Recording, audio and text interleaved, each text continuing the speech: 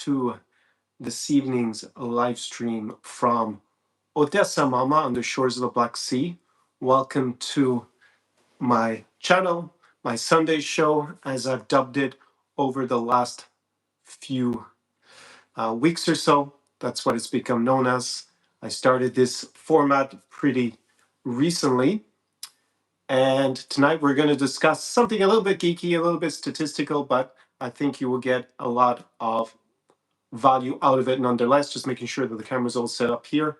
I can see your comments and your questions on my computer, and we're all good to go. Just making sure that everything is squared away. And привіт, which means hi in Ukrainian. My name is Conor Klein, and I help high-living guys with leveraging lifestyle arbitrage in a region that I've dubbed New Europe. So countries like Poland, here in Ukraine, Moldova, Kazakhstan, the new Europe Baltics, Lithuania, Latvia, and Estonia, and neighboring Moldova to here in Ukraine, if I didn't already mention Moldova, and Romania. That's the other country I wanted to drop in there. So this evening, we're going to discuss the demographic situation here in Ukraine right now, what that means for investment, in particular in real estate.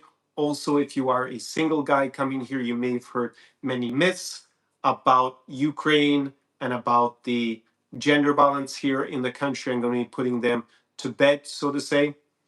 Going to be smashing some of the fake news out there and using some stats that even surprised me a little bit. I learned a good bit from the research for this live stream. And we're also going to project out a few different scenarios for the post-war situation, which will help you with both of those two domains in terms of investing, particularly in real estate, also for business as well, in general, what the future might have in store here in Ukraine, including the future migration patterns. So welcome once again. My name is Conor Klein. I have been living here on and off in Ukraine for, I guess, over a decade at this stage, you could say. If you're new to my content, I actually had the premier channel for a high-level lifestyle here in Ukraine during those days of the COVID lockdowns from 2020 to around 2022, well, basically with the Russian invasion of 2022.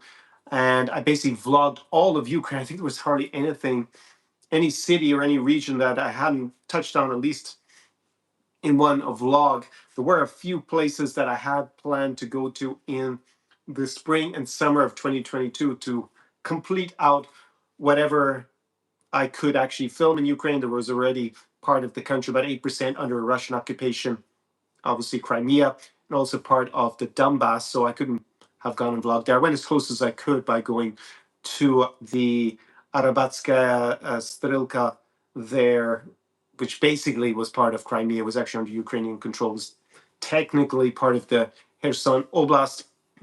And since then, I've been helping. First, I was helping my clients with the alternatives in the wake of the invasion. So I was helping go to the countries that I basically listed out to you. So the neighboring countries like Poland, Moldova, Romania, and going up into the new Europe Baltics, and even over to Kazakhstan, just off the steps in Central Asia. And then we've had a soft rebranding here on the channel. It was known formerly as the Czar Experience. Now it's the New Europe Experience. And I am focusing on the region that's between Germany and Russia. So that's why I named those countries. Could also include countries like Bulgaria, Czechia, Slovakia. We can also include other parts of the Balkans like Croatia, Serbia, Albania, etc. And I actually have some clients who are now starting to go again to some of those other countries. That we'll have a also interview with a Ukrainian Canadian YouTuber who is based currently in Bulgaria and Sofia. Alina McLeod, she's actually been on this channel before many years ago here in Ukraine, in Kyiv. We filmed, I think it was in 2021, probably. I think it was that summer, maybe it was even earlier. So she'll be back on the channel pretty soon. And we may even say, as I put out as a question on the last Sunday's show, whether Berlin should even be included technically in New Europe, since it was also under communism. Not all of the city, if you know your Berlin history. West Berlin was obviously in the West, in West Germany, and then we had East Berlin, the rest of East Germany at the time, that was controlled by Moscow. So if you want to see some content about Berlin sometime, I guess you can drop a message. No one seemed particularly interested in it when I mentioned it, but it's good to kind of figure out where the limitations might be. I also don't really see it as being part of the same reason, since Berlin is obviously capital of Germany, and we normally include Germany for sure as being Western European. So the format, if you're new here, is I give these Sunday shows, and basically I'm going to give a presentation after a little bit of housekeeping on the topic,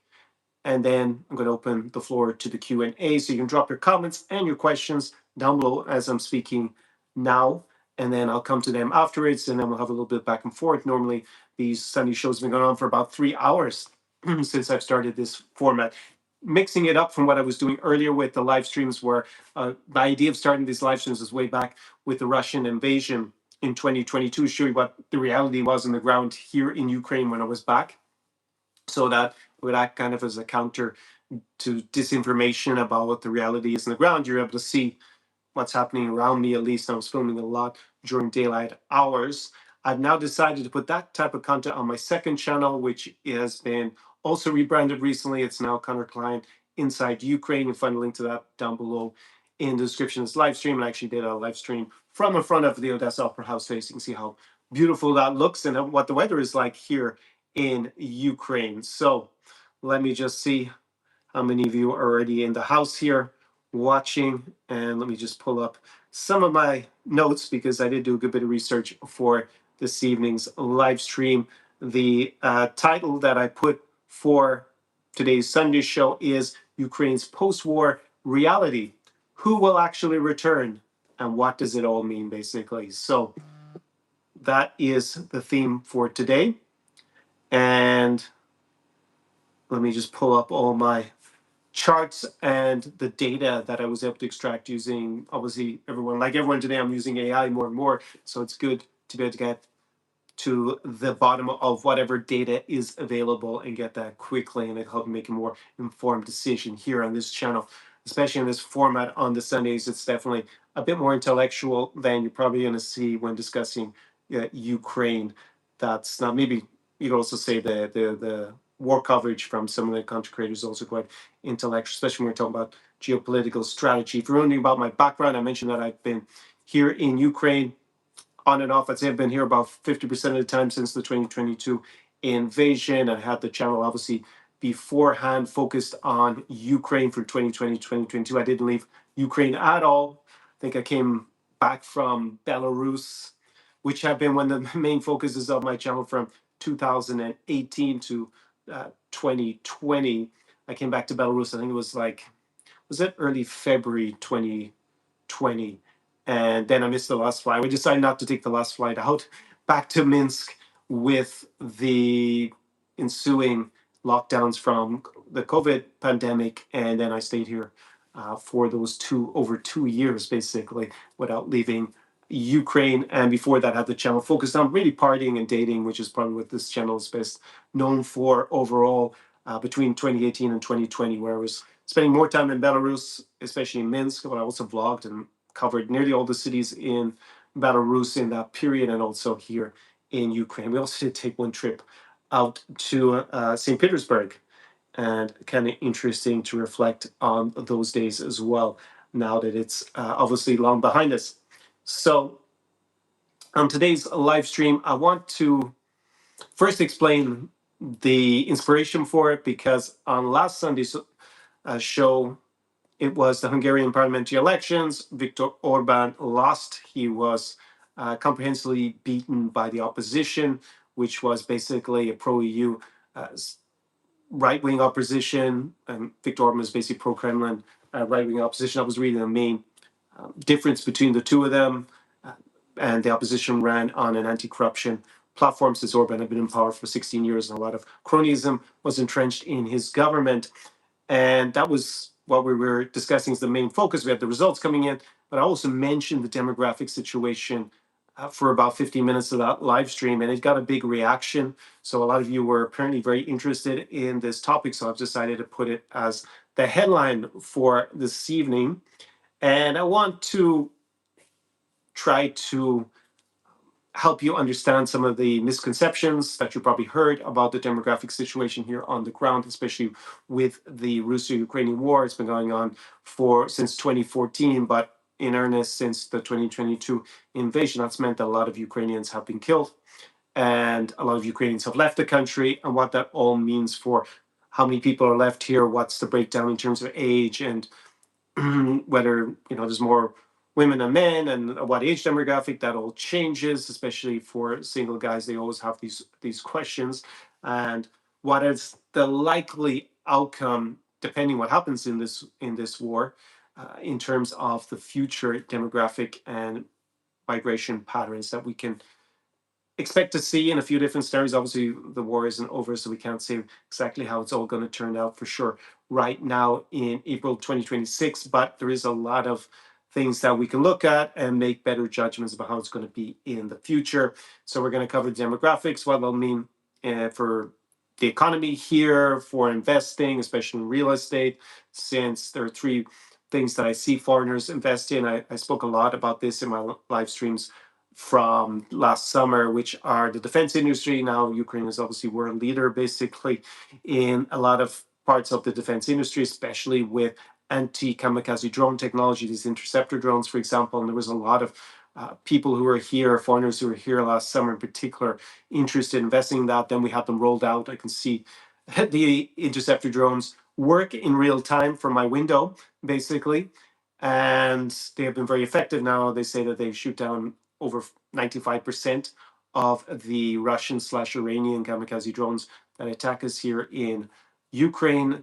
And that's technology now has been exported. You can see with the war in Iran and the Gulf states. And even if Donald Trump says they don't need Ukraine, I think probably behind the scenes people are being a lot more diplomatic and polite, so they can get their hands on that Ukrainian technology. And probably it might even be the same with Israel. Who knows? But definitely the Gulf states have met with Zelensky to discuss how they can get the Ukrainians, and Ukrainians have already been over there helping them with their air defense. So these are, it's one of the big industries. The other one is agriculture. This is basically the breadbasket of Europe. It's got the famous black soil here. So this is a huge business that people are looking towards in terms of investment, especially now that Ukraine is a candidate country to join the EU. That will mean that at some point in the future, foreigners will be able to own the land here as well. When I say foreigners, it will be other European Union citizens. That won't happen immediately, probably not even after they accede to European Union, whatever that is. Normally there's like moratorium on being able to buy agricultural land. It's one of the sensitive topics that happens with, at least if we look at the previous accessions to the European Union, I think it was like 7 years or 10 years, the two time periods that people have moratoriums. So we're thinking a long way out with that. But even now, where you have to do some sort of normally joint venture, it is really interesting for foreigners to consider. And the third one, probably more relevant to most of you who are interested in Ukraine, is real estate. This was something that was extremely popular from 2020 to 2022. My clients were buying real estate here and renovating it, either to rent out on Airbnb or to live in themselves. And some of those clients have subsequently either sold their property with the invasion or they actually rent it out long term. So there are some of the things that is reason to talk about demographics is for maybe your relocation strategy. I'm not expecting hundreds of thousands of you to want to relocate to Ukraine right now with the war still going on, but we will look at the figures for what it was like before the invasion in terms of the number of foreigners who were relocating here and who were traveling here. And of course, for the dating scene, guys always want to know what is the breakdown in terms of gender and also age, and actually by city. We're going to look at it a little bit as well. So that is what we will be discussing today. You can now see, sometimes I can't see the comments and questions. Everyone's saying hello there. Hi Mark, I see you're in the house. We have Goldman's King. I think that's Sam, right? Sunsar, Asbeston is my I always forget that it's in. All is good, sound, video, perfect. Excellent to hear that. So write your comments and your questions on this topic down below, and I will come to that in due course. So if you've been following this channel, I guess if you're new to it, you can go and look for it. I made a live stream last summer where I put a very dramatic, simplistic thumbnail, which was La fin, the end in French. It's used a lot in early cinema. And I got a big reaction from you. It was actually very widely watched live stream compared to the others. It didn't have any dramatic, artistic thumbnail, not like I do now with using the AI to generate them in part, which helps a lot actually in terms of design. Don't really need a designer to do them like I did previously.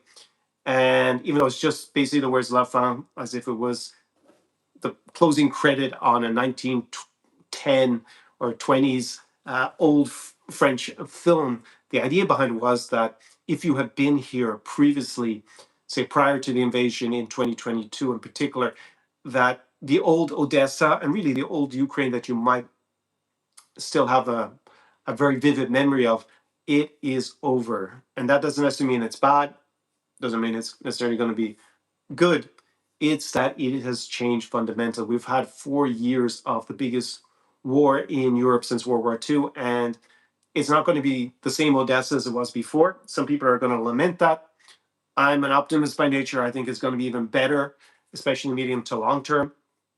But it definitely will be different. So I think for a lot of YouTube commentators who talk about Ukraine but haven't been here recently, especially living, that they may be genuinely trying to give you an assessment of how things are here, but unless they're actually spending a lot of time in the last year or two in particular, they really are out of date because things have changed so dramatically. And I think in this region in general, I say that like the generations was they're normally like 15 years when we talk about North America, Western Europe. It's really like half that here, anyways, how the society has been moving forward since the 1990s. So that is something that I think it's important to bear in mind. And that's why the demographic situation will definitely be very different. It's very different now already compared to 2021 before the invasion. And after this war is over, it will almost certainly be quite different again to how it is now and to how it was in 2021. So before I get into today's presentation, just a little bit of housekeeping. If you're new here and you're interested in my content, maybe you're thinking of coming just to travel in the beginning to this region, and the countries I cover doesn't have to be Ukraine. I know it's a bit different because we have obviously an active war going on here. Then down below, you have my insider resources. You're going to be able to see there my guides, my insider guides for this region, like Moldova, Kazakhstan, to Warsaw, to the Europe Baltics, and to Ukraine and Moldova. There's one as well. So they're all published. You can go and invest in them. There you get my hospitality guides. It'll save you a huge amount of time to know where my favorite cafes, restaurants, bars, shisha lounges, and clubs are in the places that you're going to. Then we have the playlists. I've curated a lot of the content that I've made over the years, in particular the content that's pertinent since 2022. So if you're starting out there, great playlists to educate yourself with. If you're getting started here, and you have them by theme there on the page. Also, if you're interested in investing in your linguistic skills for this region, I have my older program for learning Russian, Speak Russian Secrets, and now I've had a new program that I've actually started already.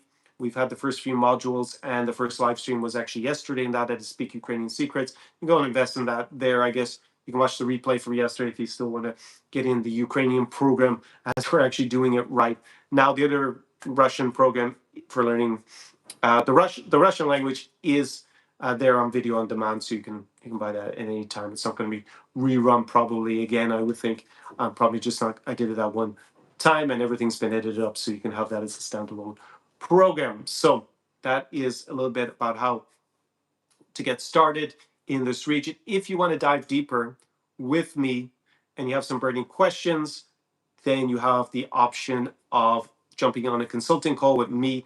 And I have over 10 years experience in this region, and we will find a strategy to help you with, maybe it's to do with coming here. And well, basically it's going to be so you can leverage the lifestyle arbitrage to give you an advantage here in the region. That's what I have my clients with. But more specifically, maybe you have a question about relocating, which city is the best one. It's a very common one. So you don't end up going to all 10 cities to try and figure it out for yourself. You can tap into my encyclopedic knowledge, and we'll jump in a strategy call. Maybe you have some questions. One that used to come up that will be pertinent a little bit to the discussion this evening. for example, even talking to someone online, it was always typically, or you've met someone from the region and you're unsure about your relationship, we can dive into that because you don't want to be wasting not just a lot of money, which often happens, especially with the online scams. I did have someone write to me invested in one of my legacy programs, video on demand programs, about this topic because he'd been speaking to someone.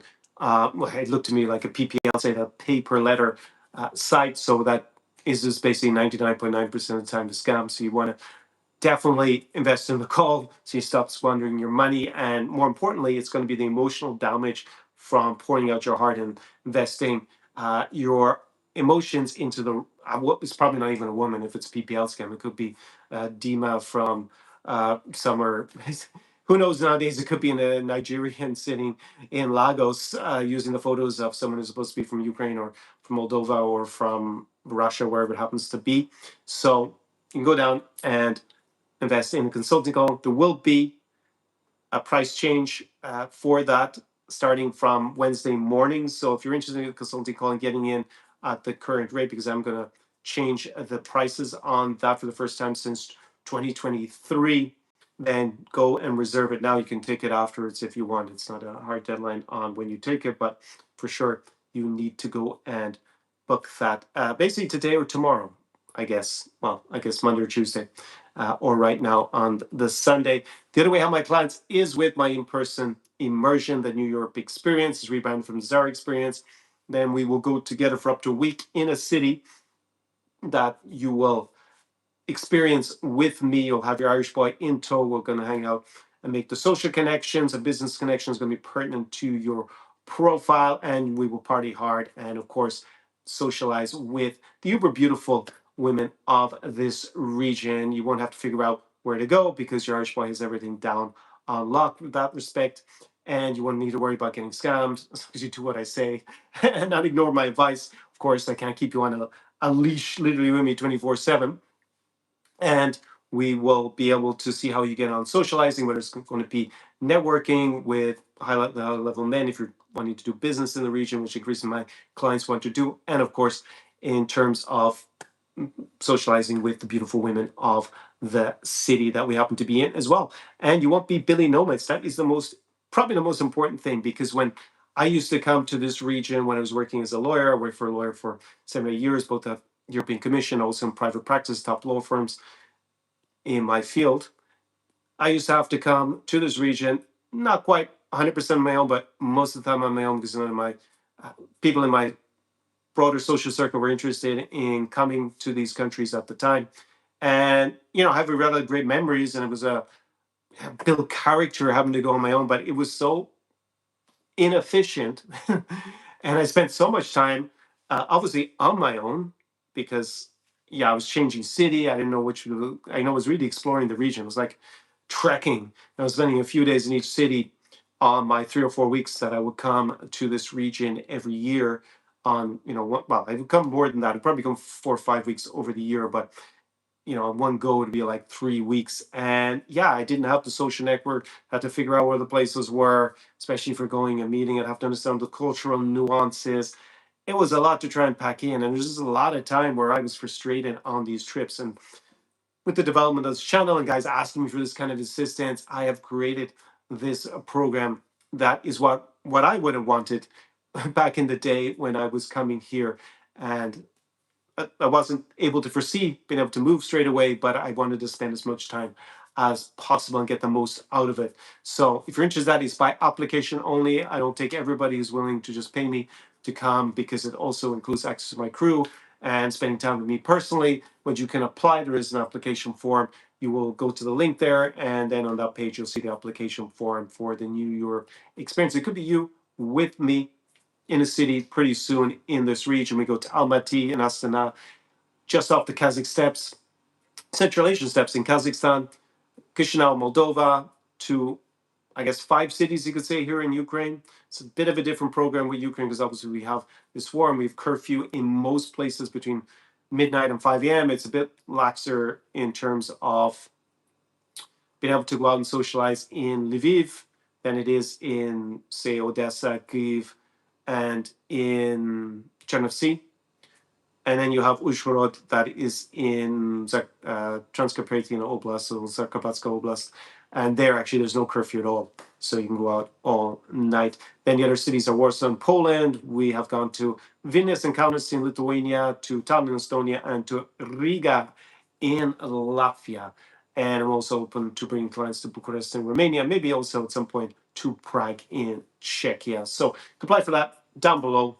And again, the prices for the New Europe experience for the one-to-one bespoke program that I just described will be increasing at the end of this month. So the consulting goes up already on Wednesday, and at the end of the month on, well, it'll be, I guess, the first of next month, 1st of May, then there will be a price increase there. So you need to apply before the end of the month, and there will be a rollout of a new structure that it will be quite exciting. And those of you who are on my mailing list, they already know what that's about because there's the email, and you'll see a link down below if you want to join my mailing list and where my most loyal followers are. And there you can get notifications of upcoming products, or I send out a lot of value there.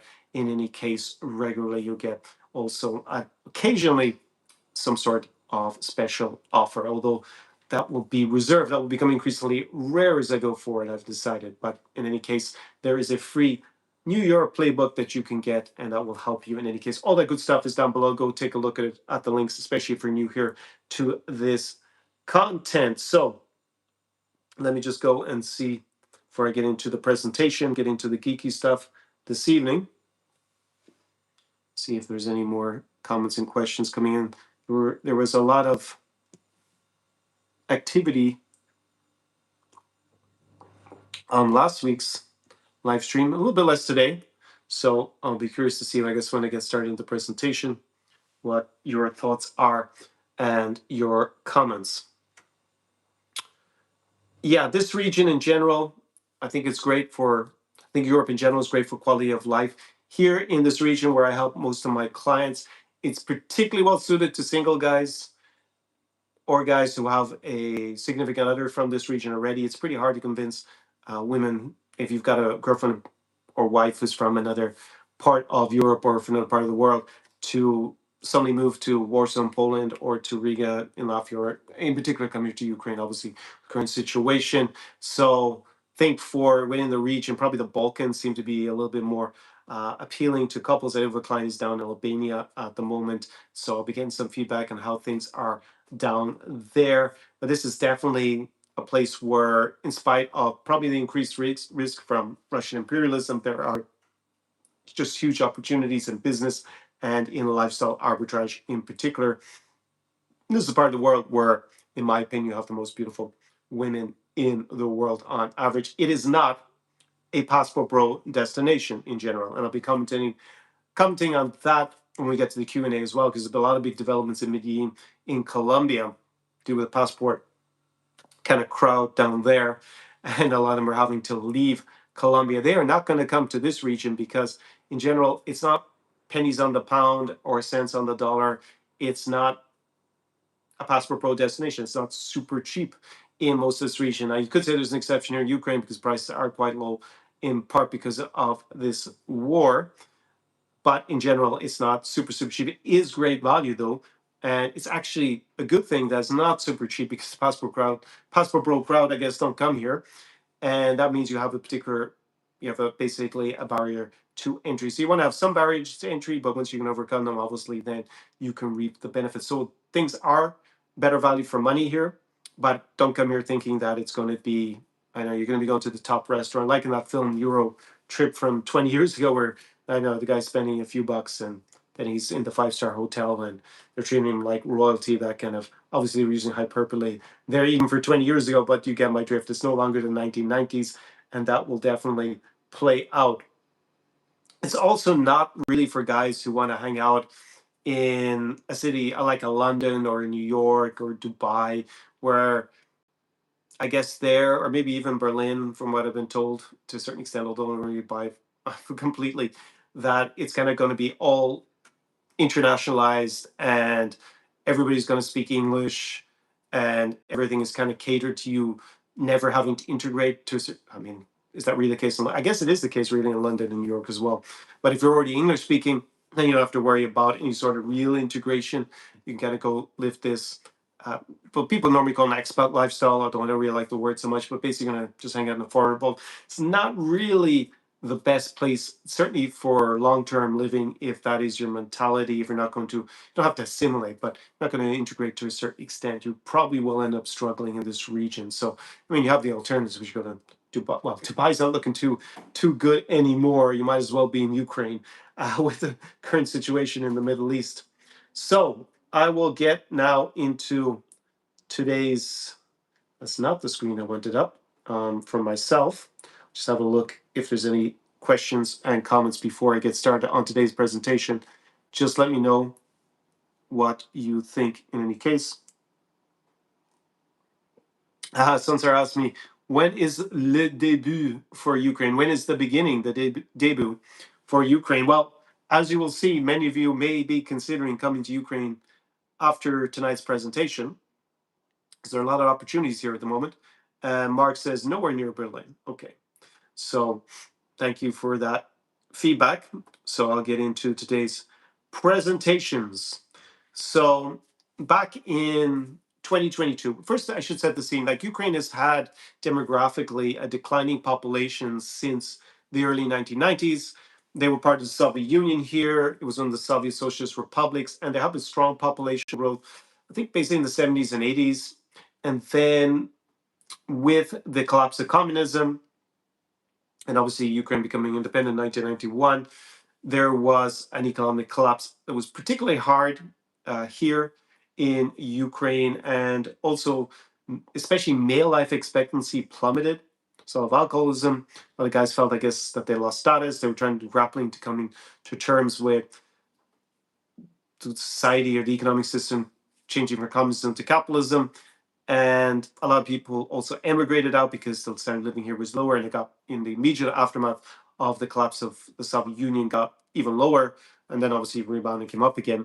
So that has changed also the fertility rates, and there are certain gaps of 5 to 10 years where the population growth or the fertility rate was really low. So you see these huge gaps where there are very few children born. So the population of the country, I think it was maybe around 56 million, if I'm not mistaken, 54, 56 million. It was definitely in the 50s when Ukraine became independent, but that had dropped precipitously over the 3 decades of independence, large part due to emigration, although you have a lot of guys starting to come in the last few years before the 2022 invasion, and lower fertility rates. So the fertility rate is normally, I think it was maybe 1.3 or 1.4 around this for a lot of the time leading up to the 2022 invasion. So you may have heard, especially if you're newer to my content and I haven't dispelled you of these myths, that the Ukrainian women are all traditional and they're all, I mean, one of the things I would associate with the idea of a traditional woman would be having many children, but that was not the case in Ukraine whatsoever. It was very rare to see a woman who had more than 2 children. I'd have to really think about it if I know any personally in Ukraine. It was extremely rare. And it was fairly rare to see any woman with 2 children. So, and the divorce rate was sky high, is over 50%. So that's why I say I would see a woman with 2 children. I wouldn't even, because half the time you don't see the father either because he's not in the picture, unfortunately. So again, not much of a traditional, and it's the same in Russia as well, by the way. It's not that thing they do have in common is low fertility rates and high divorce rates, but they're painted with this image of being traditional, which is a little bit of a misnomer for how the society really is.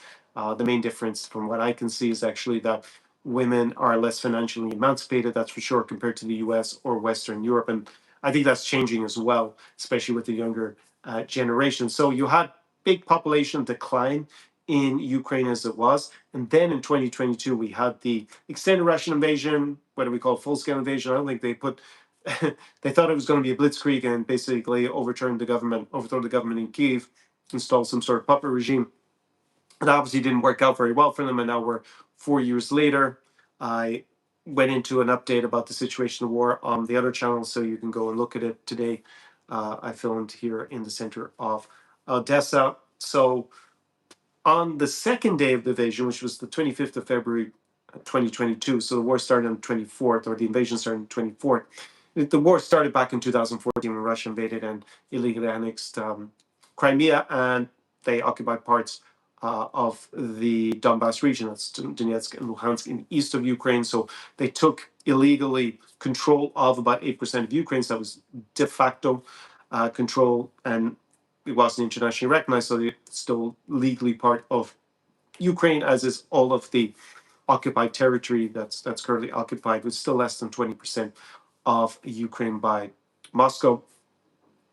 And on the second day, the law came into force that men between 18 and 60 in Ukraine could not leave the country without permission. But women could, and obviously if you're under 18, you could leave, and if you're over 60, you could leave, regardless of whether you're male or female or something else. And that meant, no surprise, that a lot more women left the country than men. And in particular, for women, we'll say between 18 and 40, that meant that they left the country and their husbands, well, I shouldn't say it's 18 to 40, obviously 18 to 60, because men up to 60 couldn't leave. And if they had a boyfriend or husband, well, he had to stay behind and they could leave. And a lot of women did that. Some obviously came back since then. We can discuss that as well. But basically, I think it was around 9 million Ukrainians left in total. Maybe it was even at some point, I think of maybe 11 million.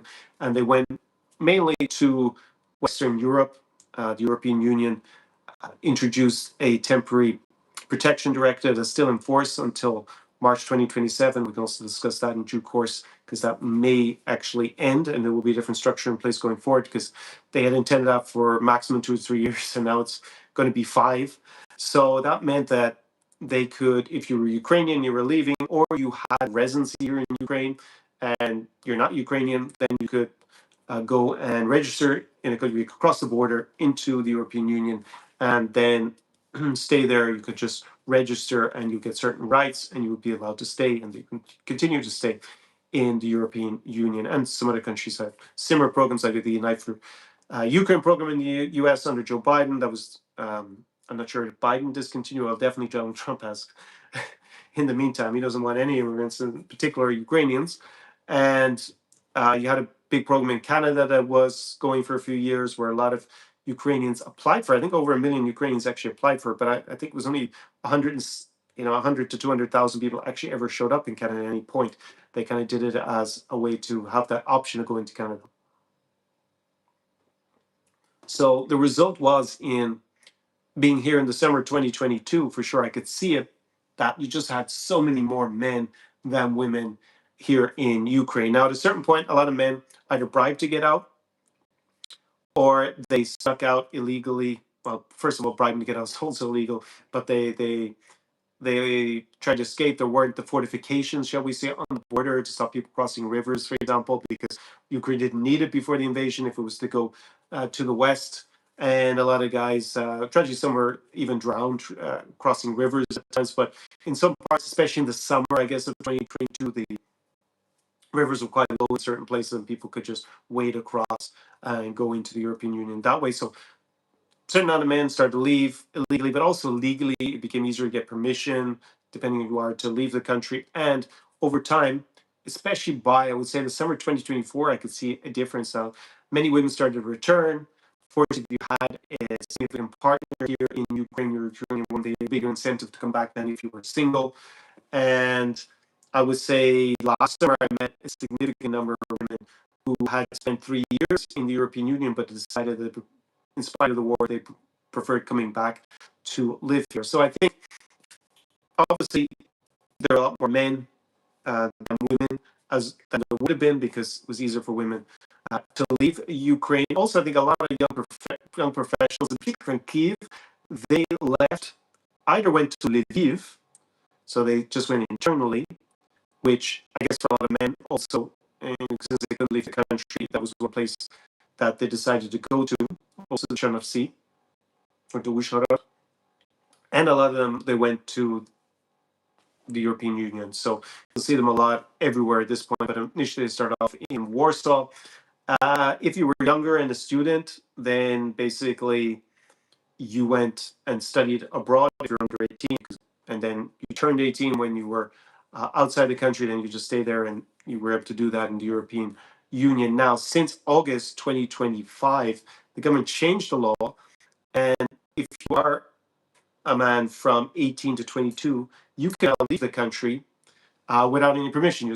I'm not sure if to give them some registration you're leaving, but basically you can now leave. So it only applies to men over between 22, I guess 23, and 60 years of age. That meant the result of that was that 100,000 men, over 100,000 men left in the first 2 months. And a lot of those are, you know, they're university age. So I guess a lot of them are now going to go to university in Western Europe. So that will mean there will be a rebalancing gender wise. Obviously, if over 100,000 men leave, that's another demographic hit for Ukraine. There was some thinking behind it that they want those guys to be able to study abroad and get skills and then come back and help rebuild the country after the war. That was thinking behind it. Here in Ukraine, in spite of what Russia tries to claim in its propaganda, the mobilization, the minimum age for mobilization was 27 at the beginning of the invasion. It was lowered to 25. So men between 18 and 25 are now mobilized for the military, and not every man is mobilized over 25 either. In general, as we're going to demographics, most of the Ukrainian military is probably older than you would expect. They're normally middle-aged men, not actually the young men. And you always hear JD Vance and Donald Trump going, all the beautiful young people who were being killed in Ukraine. Well, it's actually guys my age do most of the fighting, basically between, we'll say, really 40 and 50, I think it is, but definitely 35 and upwards. So that might be something I'm surprised. That's actually because there's a huge age cohort proportionally that are actually in this age demographic. The younger age demographics, there wasn't very many people born. So there just aren't as many men and women in general in those age segments. So that is something that we'll discuss later when I get into a bit more of the details this evening. So yeah, there's already many, of course, working abroad. It's been over 4 years. So most people are probably integrated or they have come home to a large extent. And yeah, I don't think there's, I mean, maybe jumping ahead a little bit, but the idea that a huge number of Ukrainians are going to return for permanent relocation if this war ends, I don't think is very well founded at this point, because a lot of people who didn't integrate or wanted to come home, well, they've come home to normally the parts of the country that are further from the front line. And those that are still in the European Union, which is where most of them are, they started new lives, they got jobs, they may have started new relationships, and the chance of them coming home is declining as time goes on, if they haven't already decided to come back. And the longer the war goes on, the less likely they are to return. I think most people understand that, because you just build stronger ties where you are, you invest more in professionally. I think up to a point, I think there could become a point where actually they get so much experience and then the war ends, and then certain demographics are going to actually want to come back, and we'll discuss that when we get to that point in this presentation and the Q&A. So who is most likely to come back if the war ends? And when we say the war ends, say it ended tomorrow, and with the current line of contact, so Ukraine isn't able to push Russia out of this, whatever it is, 18 or 19% of Ukrainian territory that they occupy at the moment, then probably you're going to see families that have property in Ukraine, so people who didn't sell their property. Older demographics, I think for sure we want to come back. People who can work for the government, because, well, the Ukrainian government is here and they're probably not working for the government somewhere else. People from maybe smaller towns would want to come back. And obviously people who just have a stronger, maybe emotional attachment to Ukraine. Maybe they struggled more to integrate into the new culture. They have a Ukrainian partner, husband, wife, whatever, and therefore, wouldn't be that they married a Spanish guy, or they married an Irishman, or they married a British woman, whatever it happens to be, and then they'd have to get the foreigner to relocate to Ukraine post-war. So those would be the people who will probably be the most likely to come back. But again, so many of those people who wanted to come back, they've already come back already. And I saw, I'm not sure if I have it written here, I talked about in the last live stream, saw a series of surveys that I think in 2022, about 75% of Ukrainians said they wanted to come back when the war ended. Now it's down to like maybe around 40%. But that's also because the people who were part of that 75% and really want to come back, a lot of them have already come back already. So there you can see, and we'll get into numbers of people who are likely to come back in a little bit. So that is, yeah, people who also might want to come back are people who actually work remotely, because the cost of living is so much lower here in Ukraine compared to Western Europe. To give you an example, I have my flat white index because I love to drink artisanal flat white coffee every day. Normally I have a few of them, a little bit too much at times. Here in Odessa, there has been a little bit of inflation recently. And I say inflation in terms of me paying in euros as opposed to, I mean, if you're paying in dollars, pounds, the foreign currency as opposed to local currency, where it has been going up because the exchange rate had dropped, that it was kind of commensurate up until recently. Now I pay about, I guess, €2 10 cents for my flat white, €2 20. Was around €2 late last year, but we see it's gone up about 10%. And if I go to neighboring Moldova, it's around 3.30. And if I go to Warsaw, Poland, I pay over €4. There you can see the difference. Never mind if I go to, I remember when I was back in Galway, my hometown in Ireland, in 2022 in the summer, a place that's actually quite famous. It's in like the top 50 cafes and for coffee in all of Europe in some ranking I saw. But I was paying €4.50 there. And Galway's not a big city. It's like less than 100,000 people. So I'm sure in the capital, Dublin, which is maybe a bit more commensurate to, with Kyiv or with Odesa here, there you'd be easily paying over €5. So you can see for the cost of living can be less than half of some parts of Western Europe. So that is something that if you have a remote job, that might make it very attractive to come back to Ukraine. And also as a foreigner to come here, as most of my clients are able to manage their revenues remotely. Obviously, most of them are still going to the alternatives, but also something to bear in mind if you're thinking about relocation. I think I've mentioned who's likely to come back, who's not likely to come back. Young women who are integrated in the European Union, have met foreigners and having a relationship with a foreigner, not likely to come back because, again, they'd have to either break up with the guy or persuade him to relocate to Ukraine. And I don't know how many lads in Ireland or the UK or Germany or France, whatever, are down for moving to Ukraine. I hope so. It'd be great for me. They'll be watching this channel, I guess, in due course. But realistically, most of them are not. Students are obviously in the EU, people have a career that's centered on being in a particular economy in Western Europe. They've obviously making a higher salary. So if they can't do that job remotely, it might not be attractive to come back. And I think with the changes that probably will occur with this EU's temporary protection directive, which allowed Ukrainians to live in the European Union, and also non-Ukrainians who are non-EU citizens like Americans or Canadians, if you had residency here and you also left, then you can also live in the European Union. But they've extended out until March 2027, so it'll be 5 years after the invasion.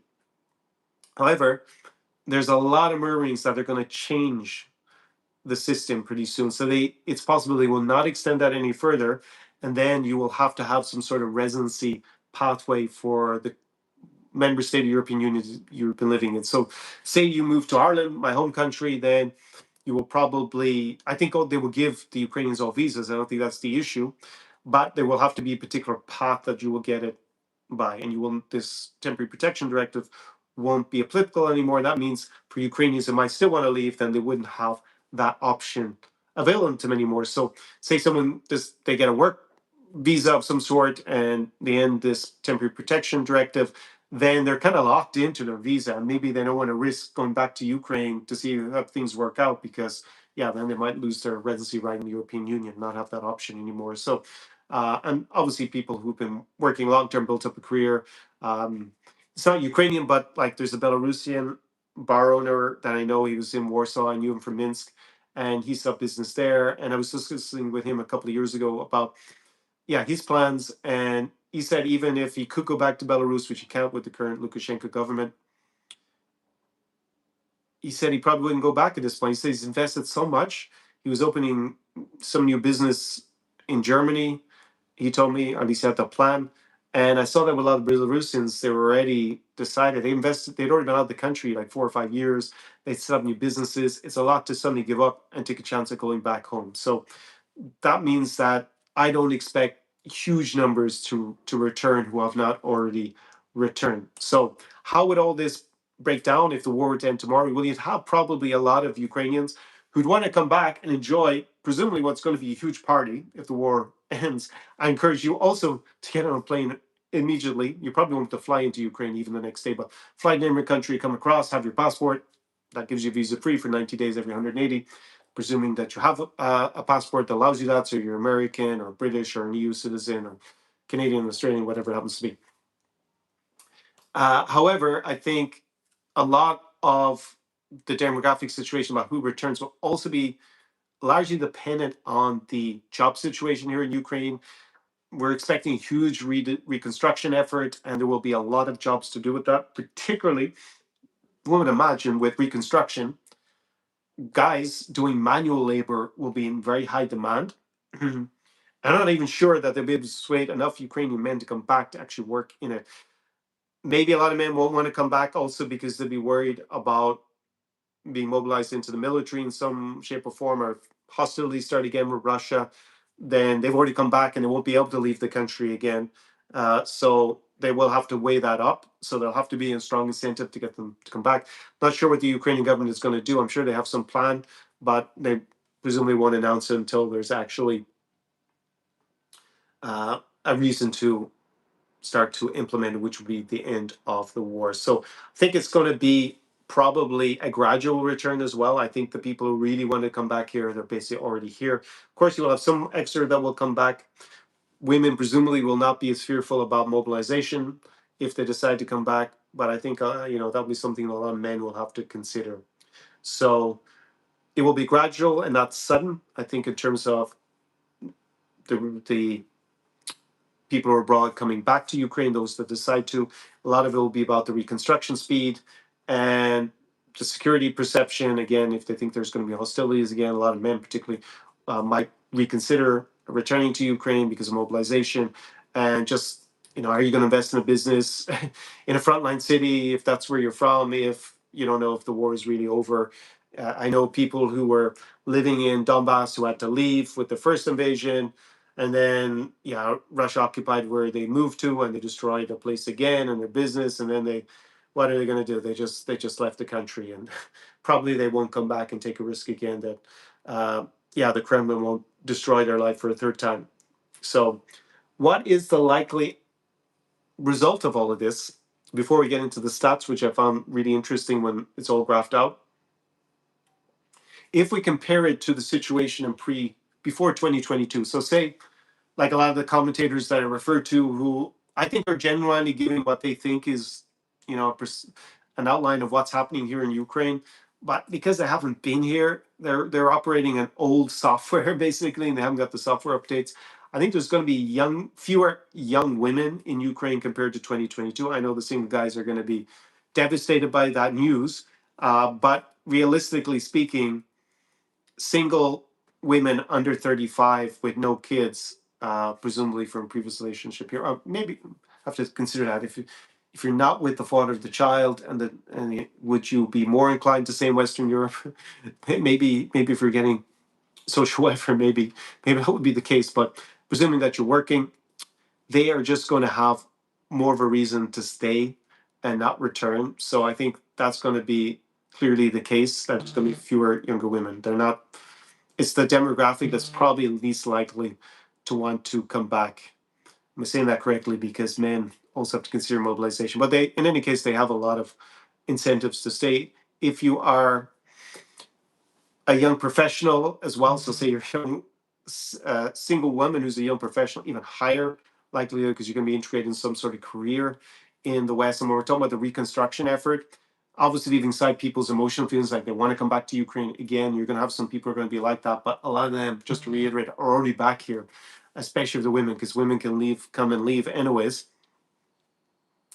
They also mightn't be as attracted by the reconstruction effort because, especially men in some sort of manual job, I would imagine they're going to be in really big demand for reconstructing and rebuilding the country, which is going to attract on average more men than women. Of course, there's going to be women who also attract to that. It's not going to be, I don't know, women coming back for that reason, but think we can say that there's going to be post-war compared to pre-2022 invasion, the gender demographics overall in the country are going to be more male than they were before. If we look at female to male balance, and I think it's going to be an older population. I don't think as many young people are going to come back. So the government's going to have its work cut out to attract them or find a solution to what's going to be, yeah, a very difficult demographic situation. So there are things to bear in mind. On the upside, for demographic, we can expect an absolute avalanche of foreigners coming to Ukraine compared to right now, where obviously there are very few. There's no real international tourism. You have journalists, you have people who are obviously helping with the military effort and the defense of the country, or foreigners. You have people who are helping with the humanitarian effort, and you have other foreigners. Normally, they would be people who have a partner here. So there are also some foreign women who are here because their husband or boyfriend happens to be Ukrainian. More of the women that I meet actually are doing something with the diplomatic effort, or on the diplomatic side, or with the humanitarian effort. And yeah, there are also foreign guys here fighting in the Ukrainian military. So we can get into numbers in probably a minute or two. But in general, compared to now, there will be a lot more foreign men coming here, and probably just more foreigners. You're going to have a lot of tourists. A lot of people are going to be really intrigued because they've heard so much about Ukraine the last 5 years. They're going to want to visit once the war is over. So we're going to have clearly a tourism boom compared to now, and we're going to have a lot of foreigners coming here. So I think also the country will probably be more urbanized. So that's something also to think about, because the cities will be rebuilt to a certain extent. I have a big graph in front of me, and it shows, as best as we can tell, the population. Not sure if it's going to come out on the screen or not, but anyways, yeah, probably won't come out. Let me see if I can get it up on another. Didn't I have this somewhere that would be easier to view? Just give me a second. Yes. So I'm not sure how this is coming out because I can't see it myself in real time. But this is a chart showing by age and gender the number of people in Ukraine. You can see this. This is the male side and this is the female side. So you can see you have these age cohorts where it's the biggest between, what is that, 35 and 45, and you can see it drops down again in the younger generations with a few times where, yeah, there's actually more again as you get younger. So you see here, around this 20 to 30 is actually pretty low on both sides. And there you can see the gender balance. So you can see, I'm not sure if that's coming out because I'm looking at it, but anyways, I can read it out to you and make some observations about it. So you can see that basically you have more men than women by age as we go up until you get to 45 years of age. So before this invasion, and it's the same more or less in this region everywhere, you always had more men than women because there are more men born than women, and women have longer life expectancies up until the age of 35. However, because of the number of women who left, especially young women, especially single women, it is now more men than women in every age cohort until you get to 45 years of age. So just bear that in mind when you have some online commentator telling you that the Ukrainian women have no men and that they're all desperate to leave wherever. Absolute rubbish that was spread even at the beginning of the invasion when not so many people have been killed compared to now. that was something that's been put out there by unscrupulous. Normally, they're trying to pitch some dating site or some matchmaking service. So just be aware of that. And I think when the war ends, we're going to see the same BS narrative pushed by the usual suspects. And yeah, just be aware. You heard it here first that it's not going to be true. And basically, don't fall for it. There are many reasons to come to Ukraine, of course, but believing that, yeah, there are no men here when you can see in the stats that up until the age of 45 at least, and that's not even talking cumulatively. Cumulatively, I guess it might even be just over 50 that there's suddenly, yeah, that there are now more women than men. So yeah, if you're looking at because women live longer than men in general anyways, if you're looking at, being over 60 or 65, then yes, then there are definitely more women than men. But if you're looking at under 45, then no, it's the other way around. So that makes sense just intuitively because men cannot leave so easily from Ukraine and women can, that there are going to be more men here than women. So yeah, I wrote that the surplus is only over 45. It's probably even over 50. However, there are, as I've already outlined, very few foreign men. And that was one thing that surprised some of the viewers on the last live stream, was the number of foreign men that at least used to visit Ukraine every year, single foreign men, because the figures I was given for prior to 2022 were that long-term residents, uh, single male, was between 40 and 60,000. Well, I actually don't think that was actually single. It was just male foreigners, 40 to 60,000 a year. And single male tourists, at least that's the stat I have here, prior to 22 was between 300 and 700,000. Remember, we obviously had COVID, so those numbers are probably even pre-2020. That means that a single male presence that you had every year was 350 to 750,000 men in Ukraine. So you can imagine what we can expect to see, because it's something I hear almost as a refrain when I talk to guys. They're like, yes, Conor, I'll come back to Ukraine, but only after the war.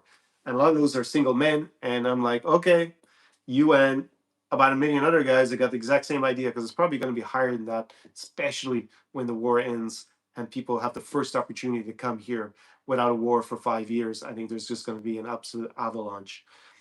When I put in, and I spoke about this last week, how many single Ukrainian women under the age of 35, because in this channel I really look at single women between 20 and 35 basically. Uh, that's what I want the channel to focus on. I think there's a big difference in mentality when we're talking about women over 40 in particular. And the estimate I was given was between 30 and 60,000 are likely to return post-war. We'll obviously find out in due course if that's going to be the case or not. So if you think about it, before this invasion, there were about that number of foreign men who lived here permanently. Then you had all the tourists. And there ain't going to be 350,700 single female tourists coming to Ukraine. There'll be some, but it's not going to be 350, 750,000. So you can see how the demographics are going to dramatically change in that scenario after the war. The cities also attract a lot more young women than young men in general because of universities, and that's the same here in Ukraine. And of course, the Ukrainian army is very male heavy in terms of the demographic split.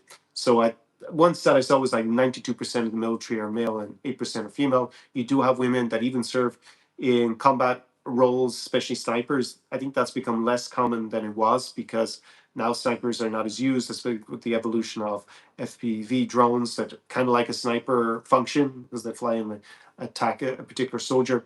And being a gamer is probably the best training that you can have to be a drone pilot. So I'm not sure how many women are in the drone pilot battalions or units.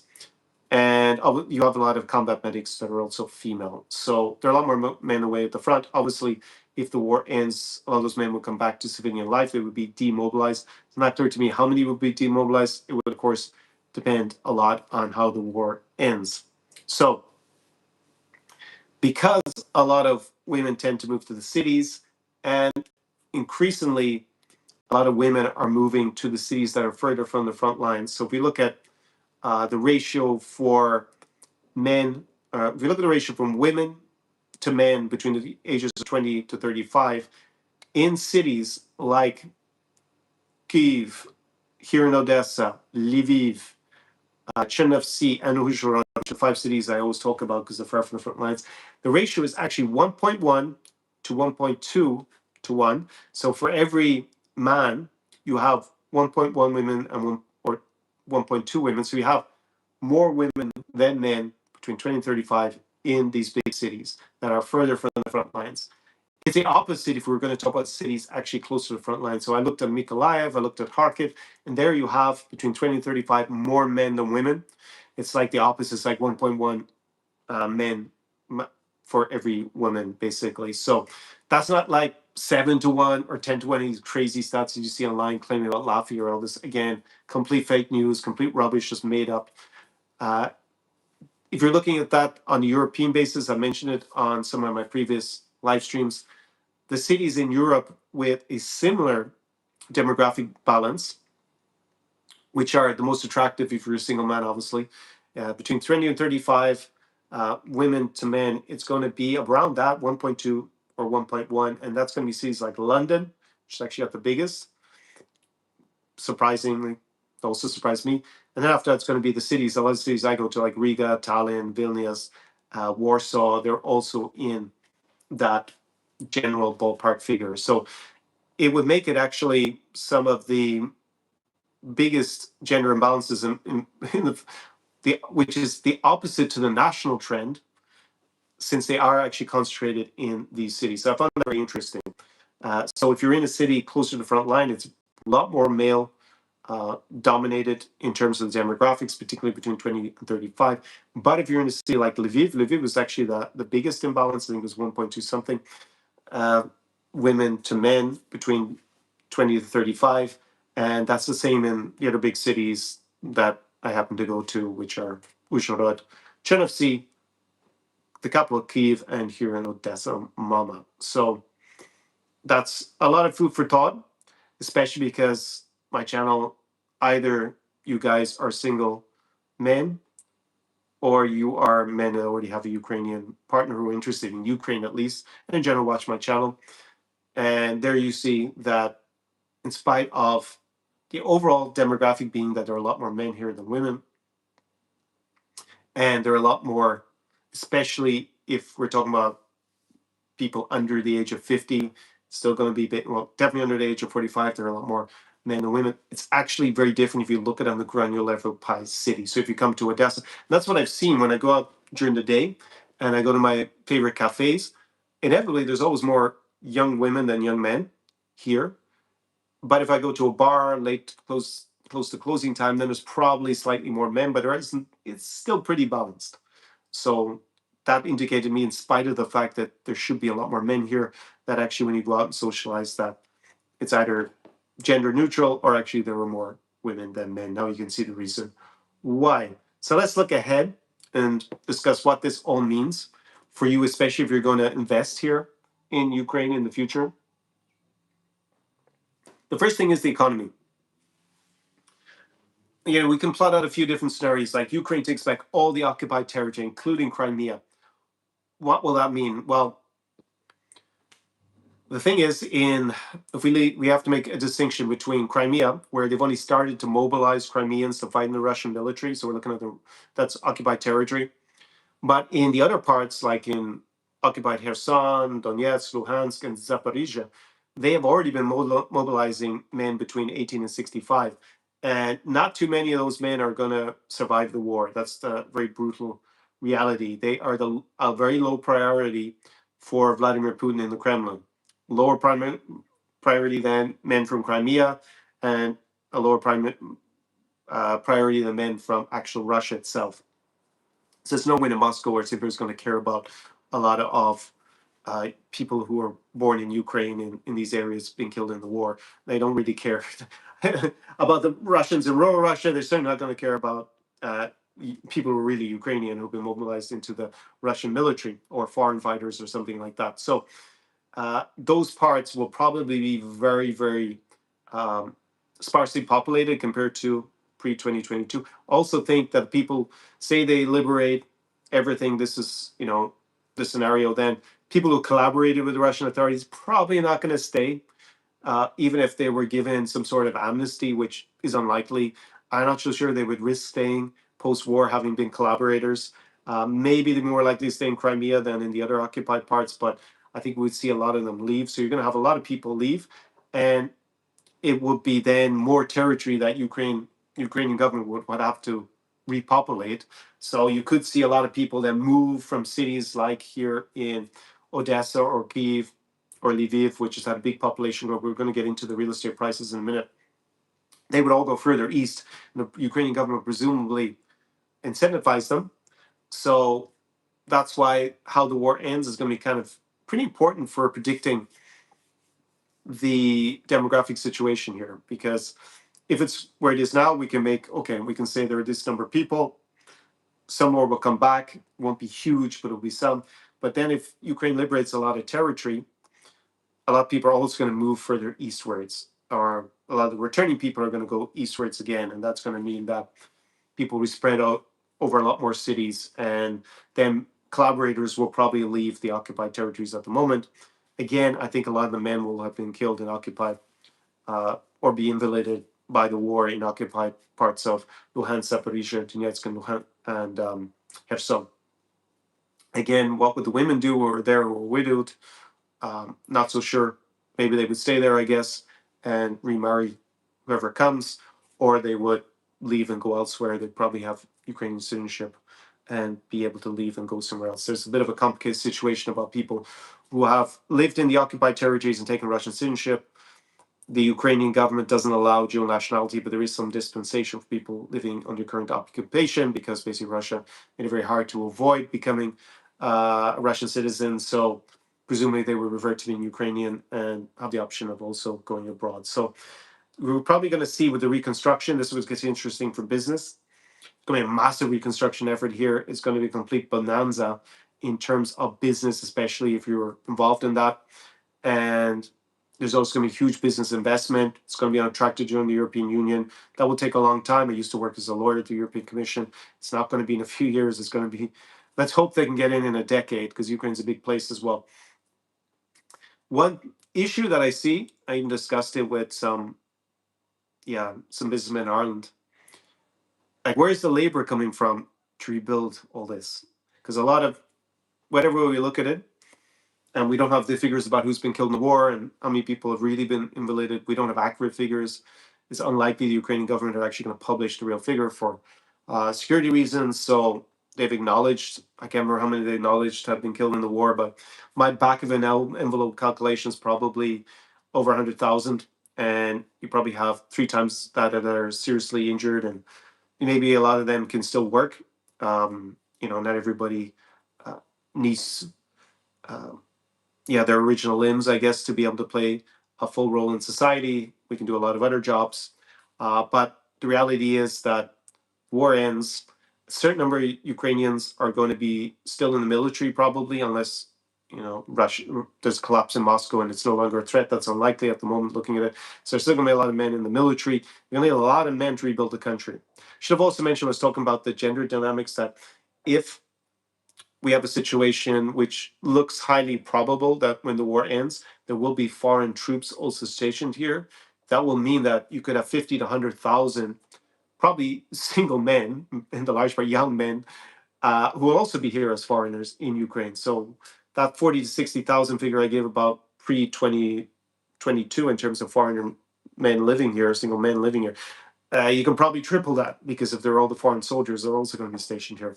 And they'll probably be rotating in and out. So they will obviously try to encourage a lot of Ukrainian men to come back and participate in the reconstruction effort. But there's obviously going to be a lot of foreigners coming here. People are going to invest, but people just even do the basic jobs and work. And it's not clear to me where they're going to get those immigrants from. If I look at other countries in the region, Poland, for example, they had a lot of Ukrainians, a lot of Belarusians. I guess if there's suddenly good terms with Belarus, I can't see them bringing immigrant labor from the current Russian Federation unless it completely collapses and there's some regions that become independent and suddenly are pro Kyiv and they men come to work and are given visas here. Maybe there will be a change with the relationship with Minsk. Either a new government, Tikhanovskaya, and the opposition are able to take power, and then maybe there will be a lot of Belarusians able to give visas coming, but that all looks unlikely at the moment. So probably looking what Poland did, their other immigrants came from Central Asia and then from the Caucasus. So Caucasus are countries like Georgia, Azerbaijan, Armenia, and Central Asia is like Kazakhstan, Uzbekistan, Kyrgyzstan. So I think because of the historical ties, I think definitely Kazakhstan could be a country where they take a lot of labor from. Could also be from the Caucasus. We'll just have to see. I think they're going to have to go further afield, realistically. I think they will. If you look at Moldova now, Moldova is actually starting to import labor to work in construction. At least this is my Romanian teacher from Moldova told me that there's a bit of a kerfuffle in Moldova because now they're importing immigrants. I think it was from Nepal, she said. It was a few hundred. It wasn't a huge number, but it's like, I guess it's such a new thing in Moldova that now they have immigrants coming from poorer countries to work, whilst the Moldovans are working, the ones that were working construction are working on a building site in Dublin or in Frankfurt or somewhere, I guess, because they have Romanian citizenship. So they are EU citizens and they can work there whenever they want. And I think Ukraine may end up going to countries like that, similar when it's India or Bangladesh or somewhere else that's more developing, where the cost of labor for that kind of skill is going to be uh, very attractive to come to Ukraine. I don't think they're going to be able to persuade Poles to go and work in construction in Ukraine post-war. The salaries have to be so high because it's kind of a pan-European market for labor. So I think that's the first thing: is where is the labor going to come from, and that could be a big constraint actually on the reconstruction effort. It's like they're going to have to get a lot of people to come back to Ukraine to rebuild, and I'm not sure how much the government has thought about that because obviously we're talking about contingency after the war, and the priority is basically winning the war at the moment, protecting the country. So we could see um, a very different immigration trend. As I said, jobs in reconstruction, they're obviously going to, some women are going to come to Ukraine to work in them. Some Ukrainians are going to return home, but more likely there's going to be a lot of foreign men working in those. Obviously, if you're investing and you're getting to rebuild the country, and I have an interview that, I have some comments from Thomas Citizen, who gave me an interviews in one of my videos already that I filmed last summer about investing in Ukraine, and we're gonna have another video out, I think probably next week, where he gave some comments as well. So if you are planning to invest in Ukraine, this is obviously going to be a huge opportunity with reconstruction, with the agricultural sector, defense, and real estate as well, which I'll get to in a second. So I think post-war, it's going to be definitely more internationalized. Like Ukraine is like a mixture of different ethnicities, anyways, and different linguistic groups, and people with different backgrounds because it was part of the Russian Empire, was part of the Soviet Union, it was part of the Austro-Hungarian Empire, part of Poland at one point, some of it. So it's always had different mixes in the architecture and the people. However, I think there's going to be a new wave, and it's going to mean there are going to be a lot of people coming from Western Europe in particular. Depending on relations with the US, there could be also a lot of Americans. We'll definitely have a lot of Canadians coming because so many Ukrainians have previously immigrated to Canada. I think there's going to be a lot of interest, but there's also going to be a lot of people coming from other countries, might even be in particular. Maybe they're going to bring a lot of Latin Americans to work in the reconstruction boom. There are a lot of Colombians. There's significant amount of fighting in the Ukrainian military. So we'll definitely see a lot more internationalization of Ukraine in that sense because they're going to need to rebuild the country. And yeah, I mean, the bottom line is they're going to need a lot of men to work in the reconstruction or a lot of foreigners to do it. It's not going to be purely a Ukrainian effort. I think that's pretty clear. And I think because it's on a trajectory to join the European Union, again, it's not clear for, at the moment. Orban losing the election is good for moving the process along, but because Ukraine is so big, and particularly because it has a big agricultural sector, they would basically, the European Union is going to have to agree to restructure the CAP, which is the Common Agricultural Policy, where basically they give out a lot of subsidies for farmers. But what I read is if Ukraine was to join with the current rules, I think it would be the biggest recipient of aid for agriculture in the European Union. I don't think that's going to be something they're going to agree on or be in favor of. So that could take years, just that one issue, to negotiate in the European Union amongst all the member states before Ukraine joins. And then, there's a lot of other issues to do with how the war ends, how secure is it? Will they end up in a war with Russia if Russia invades again? All these things have to be sorted out. So I think Ukraine being so big and with an active war at the moment, obviously we're talking post-war, the situation, it's not going to be that easy an accession process. I think a country like Moldova, which is very similar, but obviously doesn't have a war. It also has the issue of Transnistria being a separatist enclave, and Chisinau doesn't have de facto control over it. It's legally part of Moldova. That will presumably get resolved and Moldova will join. They're aiming for 2030. I think for Ukraine, it will be a good bit after that. However, there will be on that path, and I think there will be a cultural shift also in Ukraine, because a lot of Ukrainians are going to have lived either in North America or in Western Europe. I have friends who are Ukrainian who are living it up in Miami at the moment. So they left legally, actually on the first day. So there was no, you could actually leave as a guy between 80 and 60 on the first day. It was on the second day that actually the law came into effect. So there's definitely going to be a big cultural effect because they'll have lived abroad. So this country will feel, I think, in mentality a lot closer to the rest of Central Europe and Western Europe post-war. So if I look at things like the real estate prices, let me just check here, make sure there isn't speaking for a while on this, just making sure that there's no issue with the recording. All good. Real estate prices, I think that gives a good indication also where the populations have moved to with this invasion. So if I look at them, I have a chart here looking at real estate prices 2021 versus today.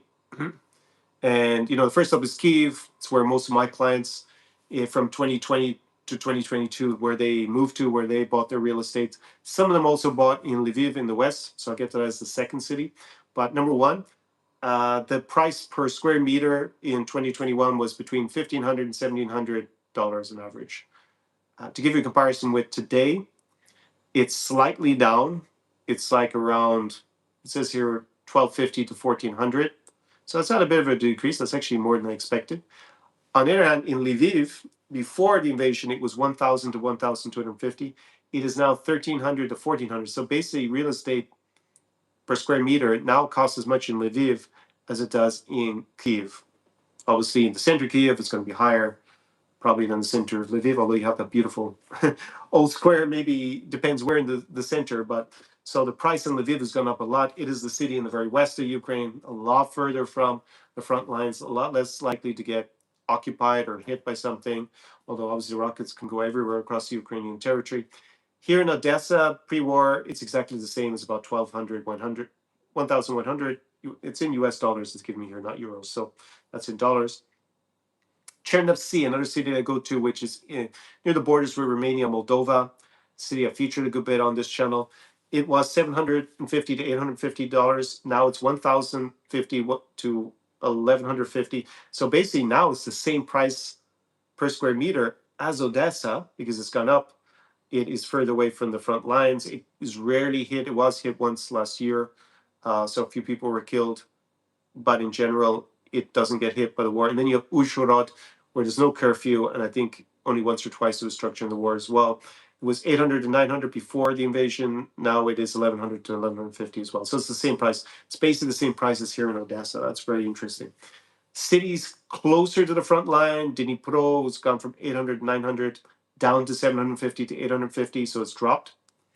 Kharkiv, near only 25 kilometers from the Russian Federation's borders. So that's dropped from about 1,000 down to 6 to 750, so big drop. Mykolaiv, which is a city near here in southern Ukraine, so it takes about maybe an hour and a half to get to Mykolaiv from here. Maybe it's about 2 hours.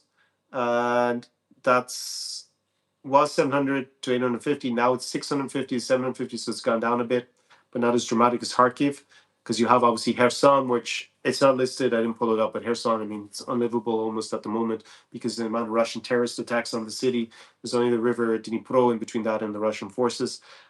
So then you got Zaporizhia, also close to the front line. One of my clients was considering buying there because his wife is from there. It was $650 to $750 per square meter. Now it is $500 to $650. This is again another proportionally big drop there as well. So that tells you a lot about where people have moved to. Now remember, if the war ends, and you're gonna have some people come back, you're gonna have foreigners come here. They're not here at the moment. If it's at the current front lines, then you will see the price of property go up. I guess probably everywhere. Maybe some people move from Lviv and Chernovtsi and Uzhhorod, they would start to move back to Kyiv, maybe start to move back to Odesa. But the big change will come if Ukraine liberates a lot of territories. As I said, then people are going to go eastwards, and yeah, it's hard to know. Maybe the price of property actually come down a little bit because people in these cities might have a huge incentive to move across to newly liberated. I don't know where we're talking about Luhansk, but yeah, it's kind of hard to calculate that. Maybe Kherson, suddenly the price will go up because the city will be rebuilt. Cities like Melitopol, for example, are under occupation. Maybe that will become a place that a lot of people will move to. They'll be given incentives to go there. So there are a lot of factors that will influence the real estate prices, depending on how the war ends. If it's like this, then obviously prices will go up basically everywhere. And you can see the huge drops that there has been in some cities. So one would expect a big rebound once the war ends, depending on the situation. So obviously there's a good bit of risk involved, depending how you view the eventual outcome. So the cities that went up the most, obviously we have Lviv, and it dropped a bit in Kyiv. I think that's pretty recent that it dropped because the prices were more or less the same last year. But I think with this winter of Russian bombardment, a lot of the energy infrastructure, in particular in Kyiv, made a lot of people considering to sell. And yeah, this is obviously a big shift from 2021, where the price in Kyiv was a lot higher than everywhere else. But you can see the prices are more or less the same between Lviv and Kyiv right now. And it's gone up a lot in the western part of Ukraine. That's obvious, it's further from the front lines. So a lot of people decided to move there if they did not want to leave Ukraine. So what does this all mean for foreigners going ahead? Well, now is your first mover advantage. That's what I'm talking about since last summer. You want to do business here, you want to invest in real estate, buying obviously more risk. So if you're risk adverse completely, then you're not going to want to invest in a country where there's a war going on, because obviously your investment can get destroyed by rocket. It's hard to get insurance for any of these things, if not impossible, I would think, or it'd be so expensive, it'd be kind of pointless in getting the insurance, in terms of there being an active war, so your force majeure on the clauses being invoked. And there you can see, is particularly if you're higher risk tolerant, then I have one client who's planning to come back and look at buying property in Mykolaiv for this reason, because prices have gone down. That's where he's interested in looking at in terms of buying. And then I met a client who was looking at Zaporizhia for personal reasons because his wife is from there. So there's going to be a lot of opportunity. You're obviously going to have the reconstruction economy. You're going to have a huge tourism boom here in Ukraine. So there are a lot of, and obviously agricultural sector just in general and defense are going to blossom. They're already doing pretty well, in particular the defense. So these are things that are definitely going to change. So there's going to be big opportunities. Obviously, the quicker you get in and all of that, the better you have because people are risk averse are going to wait until the war is over. Whilst if you come now and you're more risk tolerant, then you have more of an upside. Of course, you take on high risk. I think most people understand that. In terms of the social dynamics, you can see what I mean by post-war. We can expect there to be a lot more men coming back or coming for the first time to live in Ukraine or visit Ukraine than women, in particular between 20 and 35. So I know what's going to happen. There's going to be a lot of, because if we look at what happened in 2022, there's going to be a lot of fake news. There's going to be a lot of scammers, a lot of grifters. They're going to sell you something, in particular dodgy dating sites or dodgy matchmakers, they're going to tell you, they're going to just bold-faced lie that there are no men in Ukraine and that all the Ukrainian women are just waiting here for a good man or whatever BS they're going to make up to try and sell you this fantasy. But the opposite is going to be true compared to right now. So again, first mover advantage. I don't encourage men to come to Ukraine if their only reason of interest to be here is to chase women. I don't think it's a good idea to come to a country where there's war going on. Statistically, the chance of being in the wrong place, wrong time is about 1 in a million per day that you're here. But there's a big psychological impact. You're going to hear explosions, probably air defense. You're going to have air alerts going off. You may see the damage. Hopefully, you're not in the wrong place at the right time, but you got to consider that's a possibility. So that's your only reason to be here, because you've been sold some Brooklyn Bridge about Ukrainian women being traditional and la de la. As I had in one call with a guy last year, some unscrupulous matchmaker told him basically you should come to Ukraine because the women are traditions waiting for a good man to rescue them. Well, that's not really, in my opinion, a good reason to come here. Of course, I can't stop you coming to Ukraine if you decide to come for that reason, but it's not what I'm encouraging you to do. If you're in that situation, you can go meet Ukrainian women. Guess what? As I've already pointed out with the demographic changes in Western Europe en masse already, so you don't need to come to Ukraine for that reason. However, if you are planning to come here because you have an interest in the country, you want to support Ukraine, you see your future here, either now or post-war, and you're more risk tolerant, obviously, probably if you see it now, then definitely come to Ukraine. And you can't even go to most of the cities that are that dangerous because Ukrainian military will presumably stop you on the way basically to get there. So you're probably going to be in a city like Odessa or in Kyiv or Lviv, Uzhhorod, Chernovtsi. And if you're here, you're providing value to the local community, you're integrated, and I talk about this a lot in my channel, then you just happen to be single, you're probably going to very well at the moment. In particular, if we look at just the competitive dynamics, then it's going to be post-war, from what I can see and what we projected out here. So I wanted to dispel that myth because I know they're going to, judging by all the fake and misleading commentary there was at the beginning in 2022, where they're claiming all the men are dead in Ukraine and all the women here are waiting to be saved. They will probably do the same scam again, basically post-war, so that you're aware of what it's actually like from what we can see here statistically in my experience when I'm around here in Odessa in particular and the other cities in Ukraine. So before I come to your comments and your questions, was there anything else? I think I've given you a pretty good overview of the demographic situation prior to the invasion 2022, the way how it's developed and where it's at now. Some of the scenarios that we can expect, again, we don't know how the war ends in terms of the amount of Ukraine's going to be liberated, but we can expect to see a big reconstruction effort. Some Ukrainians come back. A lot of foreigners come to Ukraine, especially male foreigners. And that would be good, I guess, if you're invested in the reconstruction, because the price of labor will go down compared to if they didn't come. But if you're a single guy thinking that you're going to find your trad wife because they're all waiting here for you, and you think she's going to be 22 years of age and look like a supermodel, then and there are no men here, then you're deluding yourself completely. In general, overall with the demographics, there are more men than women here until you get to around 45, 50 years of age. Kind of interesting that it's that number. However, if it's a city like Odessa or Lviv or Kyiv, actually between 20 and 35 in the cities, there's actually slightly more women than men. So that's all interesting, I think, is an overview. And if you come now, obviously you get first mover effect, especially in terms of investment, especially in real estate, especially setting a business, as I've come to a few times and considering that for myself. I should be practicing what I preach when I talk so much about first mover advantage here. And I think for the social dynamics, we've already covered it. And I think overall, it's going to be a lot more open to foreigners than it was prior to 2021. I think the level of English is already a lot higher, by the way.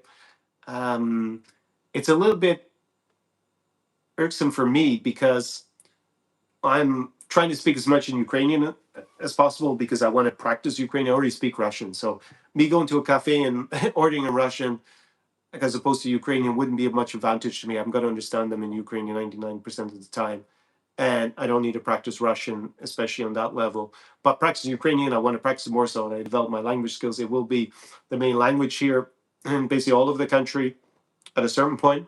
It's the it's the only official language in the country, so all the official documentations in it. But increasingly here in Odessa, the city is basically bilingual now, as opposed to before the invasion, where I think it was basically Russian. You can say that Russian was the default language. It was rare even to hear that much Ukrainian here. Now it's kind of like pretty widespread. So you can use either. It's not illegal to speak in Russian or something like that. I was actually met an Italian guy, a friend of mine, who's actually been on this channel many years ago as well.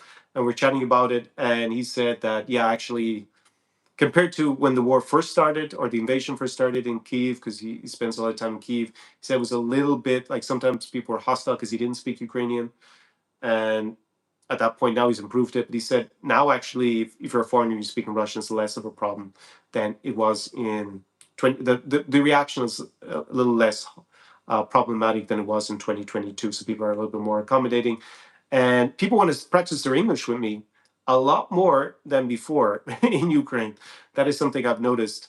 Even when I went to get my cosmetics, when I got my moisturizer, there in the center of Odessa, and the sales assistant, she knows me from before, but I think maybe because her first language is Russian and presumably, and I speak in Ukrainian all the time, she starts to speak to me in English to practice her English. She's like, great, this regular customer is here. Now I got to practice my English. So that is a huge sea change to before. So whilst the level of English here is not like being in Poland, it's not like being in the new Europe Baltics, like Latvia, Lithuania, Estonia, it's lower than in Moldova, it is starting to change here. So I think that's something that post-war, you'll still need Ukrainian for integration in any case, but it will be easier. And that's going to be a big change, I think. I think it's going to be a lot more Europeanized. Saying westernized nowadays, I don't know.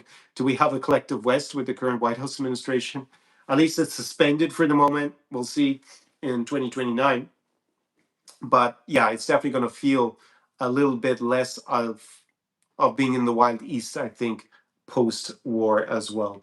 And I think the laws and the corruption will be also corruption will be lower. Well, it's hard for it not to be lower, to be to be frank, compared to pre 2022, where the corruption levels. Well, I think prior to 2014, prior to 2014, it was really corrupt in Ukraine. They had made a good bit of progress up until the invasion in 2022. Now I think it will be better, the situation. Obviously, we've had some scandals here in Ukraine with corruption, with some of the entourage close to the president being implicated, at least suspected, in some of the corruption schemes, or people who are contacts within his some of his entourage or people around him. But I think we're going to see, as they go towards EU accession, part of the accession process will be clamping down on corruption. So I think there's going to be big changes for people who have this image of Odessa back, pre even 2014. Obviously, that's going to be decreasingly relevant as we go forward. It's obviously on a very clear trajectory. This is part of Europe. The whole war basically comes down to Kyiv's right to be independent of Moscow. Vladimir Putin doesn't believe this country is really a country, that these people aren't part of his sphere of influence, and Ukrainians are fighting to have that right to have their own future, which they've decided is going to be the new Poland. And I think that's probably a nice way to sum up this presentation. Ukraine will become the new Poland. I'm pretty sure of it. It may take us 10, 20 years to get there finally, but I think the medium to long-term prospects are pretty strong. And in terms of the war, just a quick comment that yes, it is going more increasingly in Ukraine's favor as we go on. Russia's in a lot of trouble economically, and they're kind of trapped by Vladimir Putin is basically trapped by his bad decisions of starting this invasion and not withdrawing very quickly after, when it was clear they weren't going to win. And every day, Ukraine gets stronger relative to Russia. So I'm pretty sure that we can say that Ukraine will not collapse, it will not fall into Russia's orbit, and hopefully all of it can be liberated, and we can look forward to celebrating with all of you here in Ukraine at some point, even if you're not willing to come at the moment. So I'm going to open up the floor to a few questions. I'm going to be speaking for quite a while, and yeah, I have a lot of other updates from last week during the last week that I can also add into the discussion. But let me go to the Q&A and let me know what you thought of today's presentation and any things that you thought were missing that you're interested in, things that kind of explained a bit clearer. Be interested to see how you think after having listened to me for a good part of an hour and a bit, I think, at this point. All right, so let me go here. Some of you said, where did I leave off? That's a Euro trip reference, if you didn't get it. Nowhere near Berlin. Yes, I do. When they showed up in Bratislava. Okay, I get that. Finally. But I am going nowhere near Berlin. Brian says, hi, Conor, is it possible to find a good girl in Ukraine? I mean, these general questions, is it possible? Yes, it is possible. It's also possible, newsflash, to find a good girl in my hometown of Galway in Ireland as well. It's possible to find a good girl in the US of A. It's possible, theoretically, to find a good girl in London or in Vanuatu or in Mauritius. So, yeah, maybe you want to be a bit more clear about what you mean by good girl and your own situation, maybe, so I can comment on it. But yeah, it's breaking up a little. Okay, well, unfortunately, sound is cutting off a little, only a little. Okay, unfortunately, I didn't see that at the time. Benjamin says, do girls in Ukraine and the region look out for high status and financially rich men or confident men who signal potential to provide future resources when it comes to dating or long-term relationships? Do girls in Ukraine and region look out? Is there anywhere in the world where women don't look out for high status and financially rich men or confident men? You basically outline what women look for cross-culturally across the globe. Is there a place, please tell me, Benjamin, that they don't look for, where they look for guys who are low status, poor, and unconfident, and who don't signal potential to provide a future? Yes, they are women here in Ukraine, as there are women are across culture. Of course, there are differences. I don't want to be reductive, but yeah, the main difference, so I don't sound like I'm being facetious in my reply, is that the socioeconomic level in Ukraine is lower than it's going to be in the US, than it's going to be in Western Europe or in Central Europe. And, it's lower than it's going to be in Dubai, in the Emirates, although that might be changing with this war that's going on in the Middle East. So if your question is to get around the fact that you don't have high status or financial risk, well, it's going to be less of an issue, ceteris paribus, here in Ukraine. Once you're integrated, that's the key thing. Once you're integrated and actually know what you're doing, then it's going to be in the US. But if you're unconfident in the US, like, you're going to be unconfident probably in Ukraine. It's going to be different. Yeah. So the socioeconomic level is less. Also, here in Ukraine, on average, women are more physically attractive. Not saying everybody is, but on average, than they're going to be in the United States on average. Now, of course, you have great women also in the US, beautiful women in the US. Just that on average, if we use that scale of 1 to 10, and most guys are going to understand, and that social justice warriors types and male feminists get triggered by, it's probably going to be about 2 points difference. So the Ukrainian woman who's a 6 here, when she goes to the US, she's probably going to be an 8. She may even be a 9, depending where it is, right? So those are the two, if we're looking at dating, two of the biggest differences. But you got to have a plan. You got to understand what you're doing. You just come as a weekend warrior. Especially post-war, there's going to be so many. It's going to be the hordes of horny foreigners like you used to see in Arcadia every summer. They're going to be en masse, even more than before the invasion. And there's going to be less women here, between 20 and 35 for sure. So, yeah, again, basically you asked me, are the women here women? With this, yeah. So maybe there is a place. Maybe if we go to some, I don't know, tribe in the Amazon, but they also have their own status hierarchy probably, and maybe the financial rich thing is easier to satisfy. I think they probably also look for the same traits in a Amazon forest tribe. In just maybe if it comes as far, be easier to integrate into that up high or something. I don't know. It's kind of an odd question. maybe we're hoping that I'd say no, they like poor guys with no status who are unconfident and lack any perspective for a future. But yeah, maybe that's what the unscrupulous dating site scammers like to tell uh, desperados. Okay, Florian says, why can you fly to Dubai, Doha, or Abu Dhabi despite the presence of many missiles or drones, but not to Lviv or Kyiv under similar? Well, they're not under some similar conditions. That's, I think, the big difference. There's no ground invasion, and the amount of ordnance that's been fired is not comparable to what happens in Ukraine in general. Like they have nights, we think it's going to get to 1,000 projectiles per night very soon. It's been pretty close to it already. So it's not the same situation in Abu Dhabi, in Dubai, in Doha. They're just not used to it. And they may have negotiated something. I mean, the difference is Iran hasn't invaded the United Arab Emirates and says that it's not a country and they're going to destroy it, basically, to take it.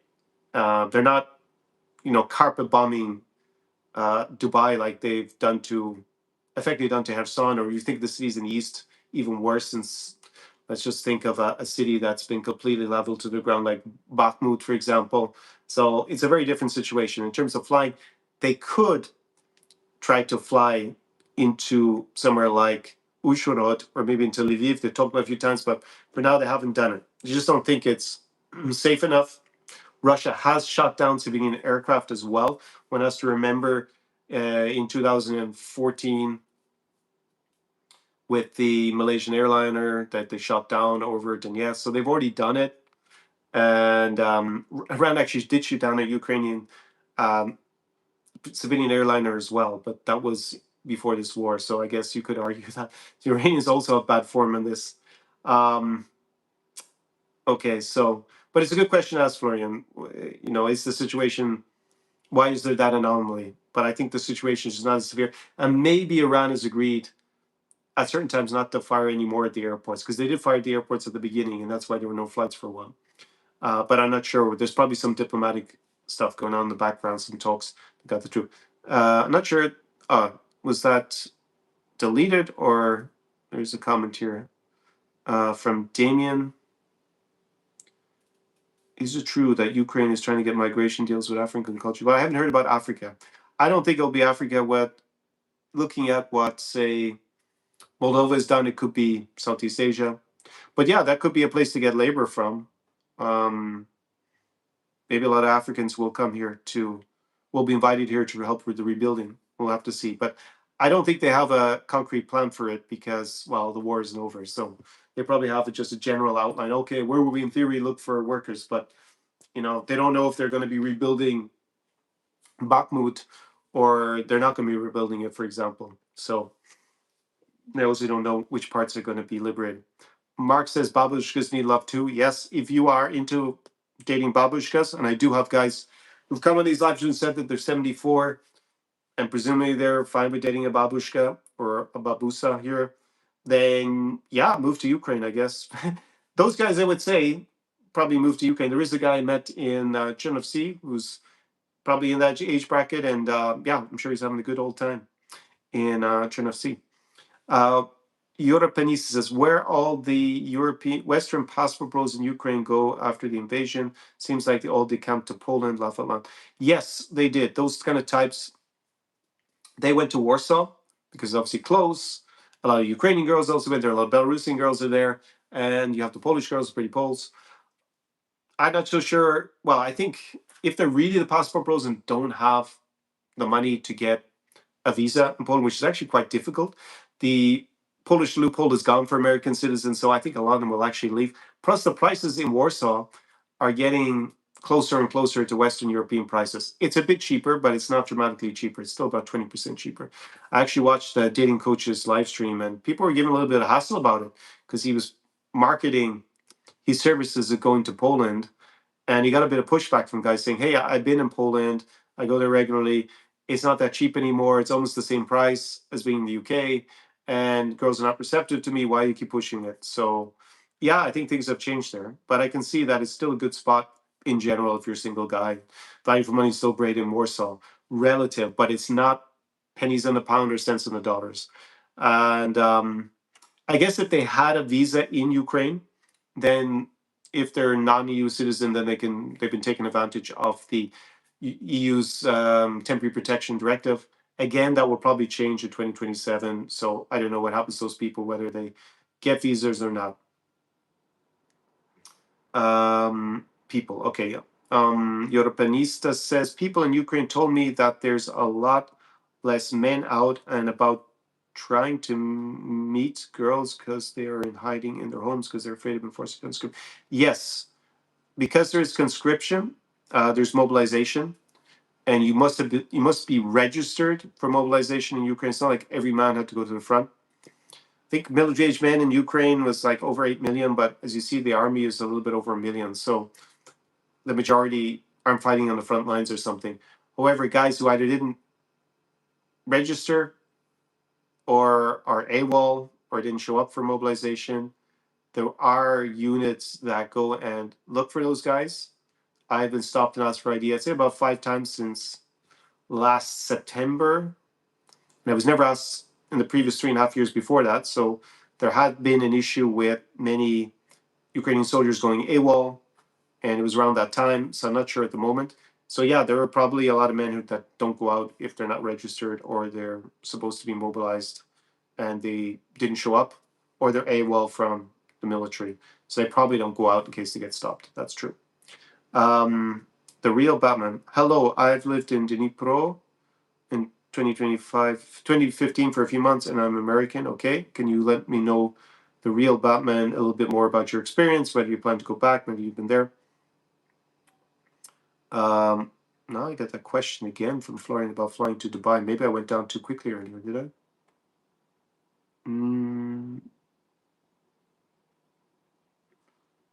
No, the same question is asked twice.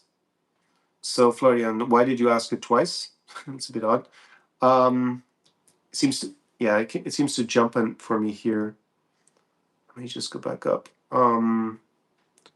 Christopher asked me, what Ukrainian city do I believe would experience the highest price increase when the war ends? When the war ends, so we take the scenario that the front lines are the way they are now, I think it's going to be Kyiv, the capital. I think that's where you can see the prices have dropped the most. And logically, people would go back there. People will return. There would be a lot of foreign investment in Kyiv. So I think Kyiv will definitely go up once the war ends.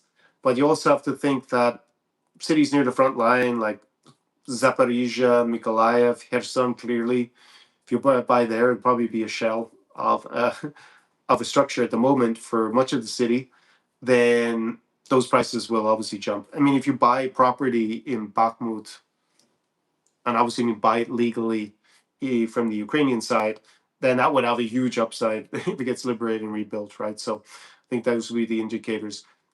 We're also talking about, you have to think about the time horizon. In the long run, the price probably also go up massively in Lviv, assuming Ukraine joins the EU in the future and it continues on that path to prosperity. It becomes new Poland. Just everywhere would go up. But I think, yeah, Kyiv and cities closer to the front line like Mykolaiv, Kherson, Bakhmut, Zaporizhia, Dnipro, anywhere that's dropped basically has probably the potential to be a big upside. Later, Gris says, the issue is there's exponential competition in Ukraine. Won't make sense even for long-term tourists unless you're literally a male model or a millionaire after the war. I don't think you need to be a male model or a billionaire to have a successful dating life in Ukraine, even post-war. I just think if you come as a dating desperado with very little interest in the country and not particularly high value that you're going to be perceived by women as having, then yeah, you'd be better off probably in other places at that point. Later, guys, I mean, you're better off in the Baltics.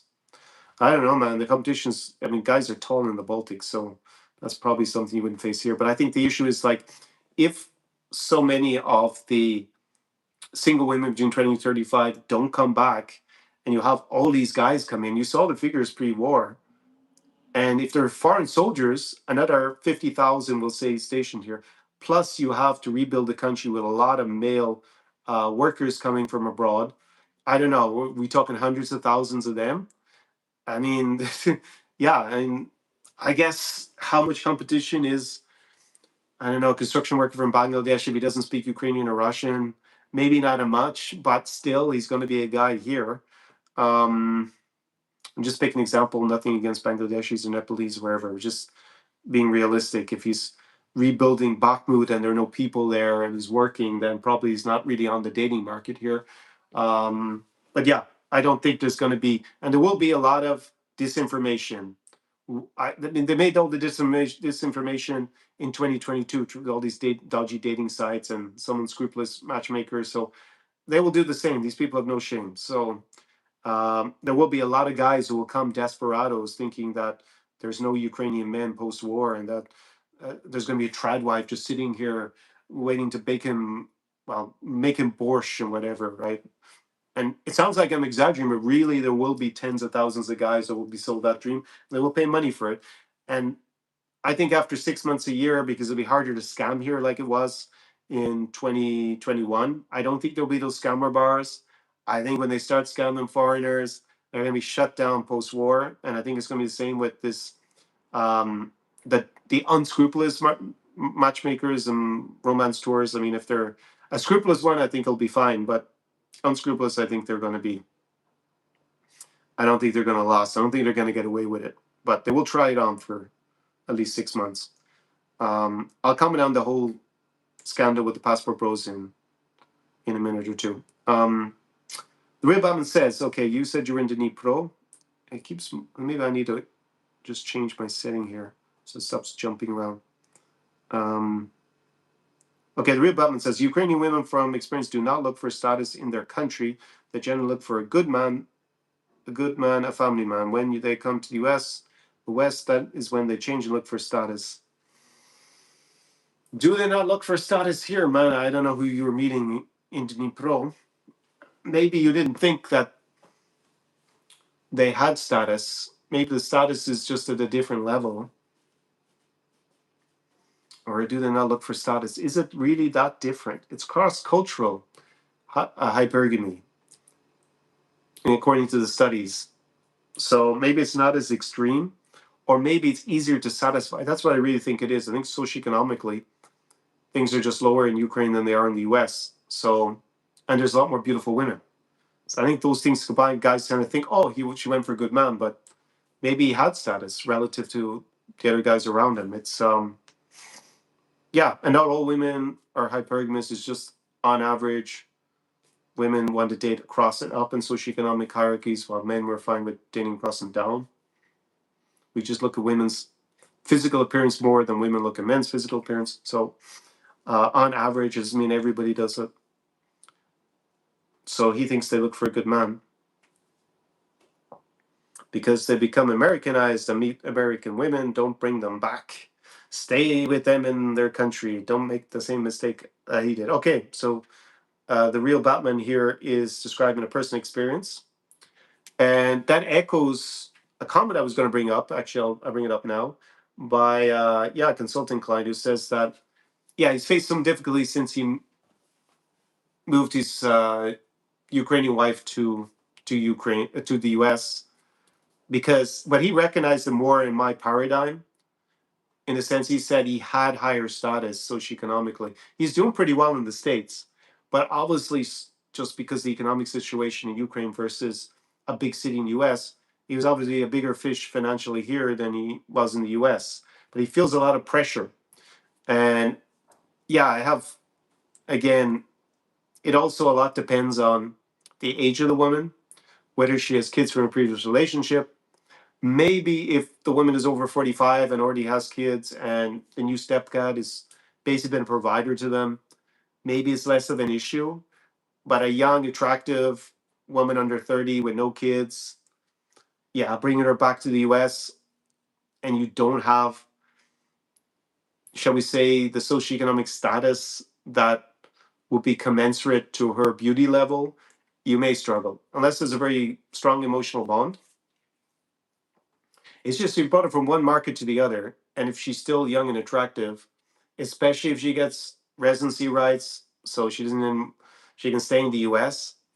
And it could be the same. It doesn't have to be going to the US. That's why I call them green card girls. It's just like, if the main premise, the main exchange was getting to move to the US because they had this immigration dream, then they're 100% going to be a green card girl. You're in a lot of trouble. It's a low probability it's going to work out. If it's something like you just had high status, and yeah, I was cool, she was a foreigner, and it wasn't particularly obvious that you were going to move to the US at the beginning of the relationship, is she really a green card girl? When you get there, and then she already has the residency, she gets the green card, and she realizes, hey, I can do much better now, and she becomes frustrated, maybe by the quality of life that you're offering, and she knows that she can get a guy that will provide it for her because she sees that, hey, I've just gone from a 6 to an 8, and guys here, they have a way higher socioeconomic level than back in Ukraine. Then yeah, this can be an issue. And on top of it, she's gonna go to get her nails done, going to go and get a manicure and pedicure, and she's almost certainly going to go to a place where the women working there or going there are going to be Ukrainian or Russian or Moldovan or from somewhere in this region because they do the best manicures and pedicures probably anywhere, and they're all going to be gaggling together, cackling there, and she's going to meet Svetlana or Olga from, I mean, she could be from Rostov on Don, or from Riga, or from somewhere in Ukraine like Kyiv. And she's going to say, hey, I came 5 years ago, and did you know, unlike in Ukraine, here, if you get divorced, you can get half your stuff. And it's really easy. And man, she's going to get all the information. So are they Americanized? I mean, she might not even integrate into American society. And I've seen it happen just with personal acquaintances where they didn't really integrate. They just realized that the laws were in their favor and that they have higher perceived value. And the guys are socioeconomically higher than back home. So you might have appeared to be, she might be a 6 in Kyiv, and you might seem like you're a 7 because of the socioeconomic situation. But when you get back to the US, maybe she now only sees you as a 4 or 5, and now she's suddenly a 9.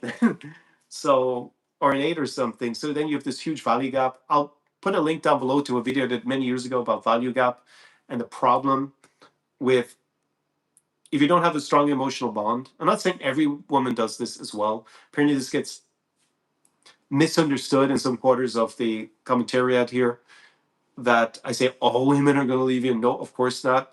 But if you end up in a situation where there's a big value gap when you get back to your home country and you don't have a strong emotional bond, and she doesn't have some religious reason to stay with you or some very principled reason that she won't get divorced or won't leave you, then there's high risk that once she figures out, which she inevitably will when she goes to the beauty salon, that's not necessarily the beauty salon, it could be just being in the same community and other women telling her, someone's going to tell her, hey, did you know that, divorce here is very different to back home where you basically don't get anything, but here you'll be getting so much of his stuff, and he's in a weaker position. Actually, in Ukraine, like, marital losses are divided 50-50, but you can't have a contract to divide them otherwise. And yeah, it's just family law is more favorable to women like this in the US. So yeah, do I say that it would be better to stay here? If you love Ukraine, or because we're talking about Ukraine tonight, but it can be the other countries like Moldova or Latvia or Poland, then yeah, I would say it's probably for the best if you stay here. I did talk to another influencer. His wife is Russian.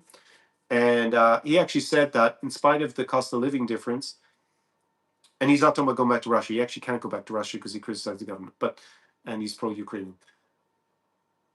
But he said that even if you were to move to Poland, that even though things are cheaper, he makes so much more money in the US that they wouldn't have a better quality of life.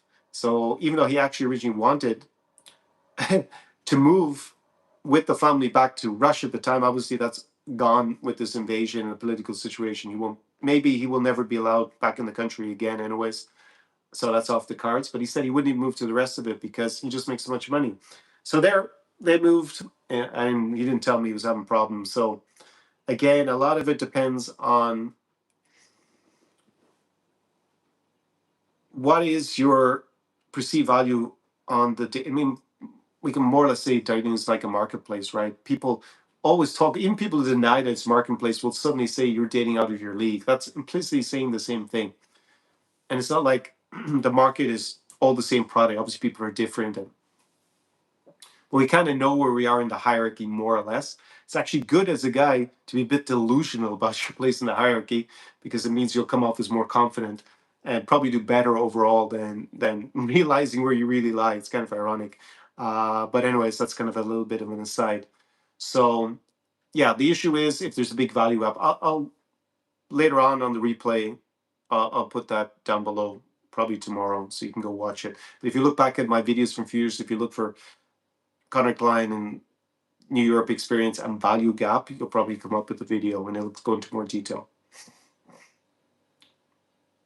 Since it's a taboo for black people in Russia, true for Ukraine. That's hard for me to say because obviously it's also to a large extent. I had a client who's a light-skinned black guy. We went out to student clubs in Poland. He was 23 years of age, and I didn't see much evidence of any racism from the girls. He's a good-looking lad, so he did very well, and girls were really into him. So yeah, he did well. Um, so, but again, is that a typical experience? You know, if you're dealing with older people, maybe there is some prejudice. I'm not really sure. I never had a black client come to Ukraine, so I can't talk about from experience, but just that with the diaspora, it didn't seem to be a big issue with the girls and with who were college age. Later grader says Poland doesn't make sense with all the prices and you don't like the girls there. Better Moldova. Single guy, yes, probably, but you really need to integrate in Moldova. It's a little bit hard. If you're just a tourist, they're both difficult. Probably it's more of a transit city, and Warsaw might actually be better as a tourist, but they're both going to be difficult. Like all these dating coaches that keep promoting Warsaw and saying the other cities around it are like really hard. Like I don't see why they keep talking up Warsaw. I think Warsaw, there isn't much of a price difference. It's 20% from a comparable city in UK or Western Europe. I think it's cool. I mean, it's a good city. If you're at the top end and you're networking with the high flying, like entrepreneurial guys who are around 35 to 45 and they're partying with all the models and you fit in that crew, yeah, it's awesome. But it's going to be awesome also in Milan if you can hang out with that crew, or in London, or in, you know, Chisinau. It's going to be the same if you're in that kind of crew. If you're like the average guy, like all these things of the average guy, what can the average guy do? You show up in Poland as a weekend warrior. Is it better than London? I mean, there were prettier girls, but London also has a lot of attractive women. So, because so many women come from abroad there, and it's a bit cheaper, yeah, it's very marginal. But I talked to a guy who's going there, who is kind of, I guess, involved in all this dating coaching stuff. At least his friends are. And I said, "Why are you going to London?" He said, "Or why are you going to Warsaw?" I think he's leaving for London, right? He said, "The dating." I was like, "Is it really that much better?" "Oh, it's way better." I was like, we'll see how you feel after 6 months. But maybe I don't understand how bad things are in London nowadays, but anytime I went to London, I had a good time. And the ratio, 20 to 35 years of age, women to men, is actually really favorable in London. It's like the best city in Europe. So women are coming from all over the world, a lot of glamorous women, a lot of models going there. Yeah, I don't know. Yeah, is it that much better in Warsaw? 20% price difference, is it going to make or break? Because you have so many foreign guys going there as well. And you got the whole day game scandal outside the train station and at that shopping mall. But okay, if you're not around that area, I guess it's not as big an issue. But around there, it's like, yeah, we're all hanging out as in a gang, little immigrant gang, uh, pestering girls. Later, Greg says in Kyiv there are more than enough men. Heard that from reputable sources. I know. Well, between 20 and 35, technically, there are more women than men in Kyiv as well. But I would say that, yeah, from that point of view, it's probably more of an imbalance in Lviv. Okay. For some reason, it keeps jumping in the comments here. So unfortunately, I got to go all the way back up and find your comments, guys. Okay. Later grader says guys in their 40s are mobilized. There are enough dudes in their 20s and 30s everywhere. Yes, yes, that seems clear that middle-aged guys tend to be mobilized more. There you can see it's late into the stream. The real Batman says yes, that he loved it, a great experience. Wonderful people. I was there to meet my in-laws, fiance and their child. Now I'm divorced and I'm waiting until my child turns 18 to go back there together after war. Okay, great. So you're going to come back to Ukraine. Mark says, what if both sides are okay with it? I'm not sure.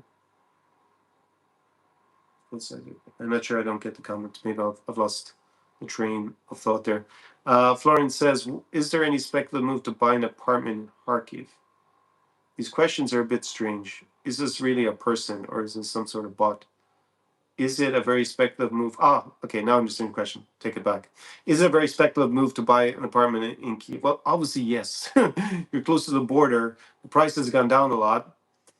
I think it's a good investment personally, but I'm just a guy in the internet, right? So you need to do your own research and reach out to me if you want to deep dive into stuff.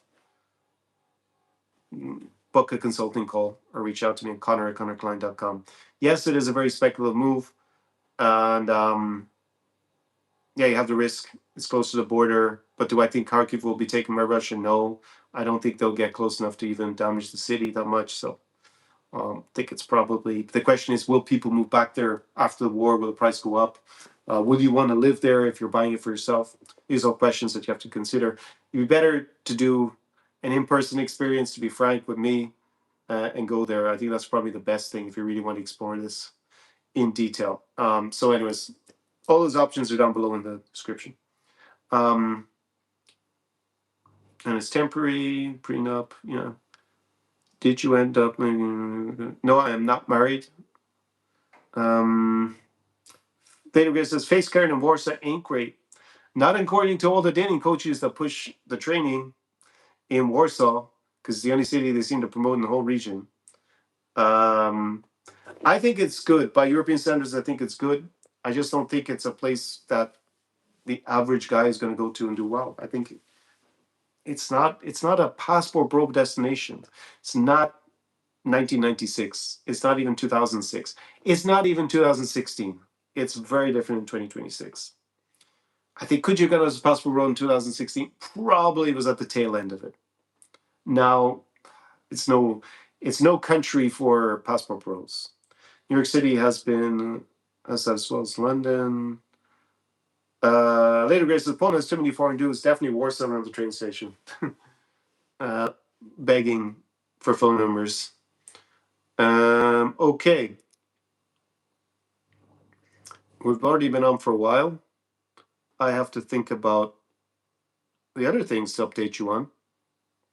Regional updates for this region on the Sunday show.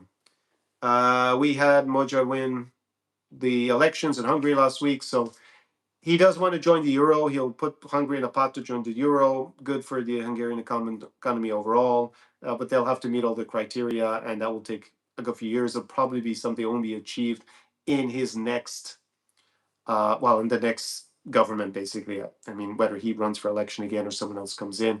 And he has removed a lot of the objections to funding of Ukraine and basically, in general, a lot of the problematic behavior by Viktor Orban, this kind of pro-Kremlin, pro-MAGA alliance with certain European politicians that Orban was kind of the leader of, that's kind of been broken by this. But he's still a center-right, I would say, prime minister overall. He's just pro-EU and he's just not anti-Ukraine or anti-Brussels, basically, is the bottom line. But he's basically a conservative. There are elections tonight, also in Bulgaria, where a kind of, is he really pro-Russian, but he's definitely more hostile to Brussels and to Kyiv. It seems to go hand in hand. He may win the elections. Bulgaria's already joined the Eurozone. He was against it, but I guess he can't do much about it if he gets elected since he already introduced the Euro. But he may be a bit problematic for Ukraine to deal with. Bulgaria, not as key a country in the defense of Ukraine as say Poland or Romania or the Europe Baltics, but if there's some new leader who starts behaving like Orban, then it's obviously going to be a problem, and maybe be something that will mean that the European Union will have to change the way that it deals with its foreign policy. Because if there's a new Orban just blocking everything, being the new Trojan horse for the Kremlin, then this is a huge security issue. And a lot of stuff's going to come out about Orban and his government. And there are already scandals in the lead up to the elections where they just seem to be doing the Kremlin's bidding. And be interested to see what the new Hungarian government does about it.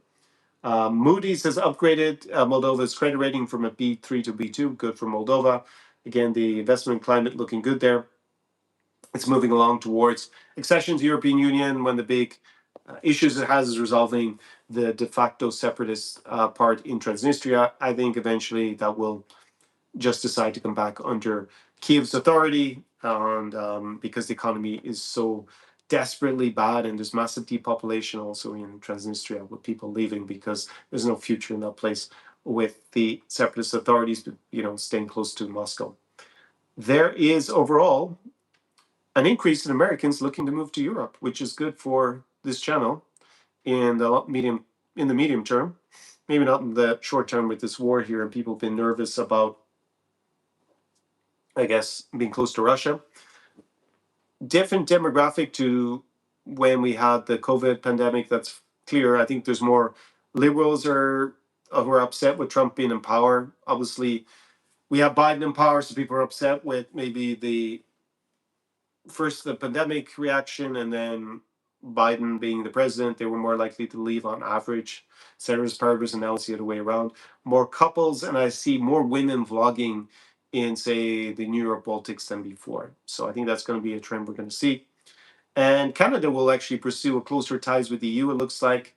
There's a lot of speculation. One of my Canadian viewers, he sent me, is Canada going to join the European Union? Well, according to the current rules, Canada is not in Europe. The stretch is that Greenland is. So if Greenland became independent, probably because it was once in the European Economic Community, it probably qualified, but it's not even clear to me. So on the current rules, it cannot join the EU, but it might be able to join an organization, maybe even a new enhanced cooperation with the European Union. So let me go back and see your comments and questions, and I'll give you a few dating updates that have come to my attention in the last week.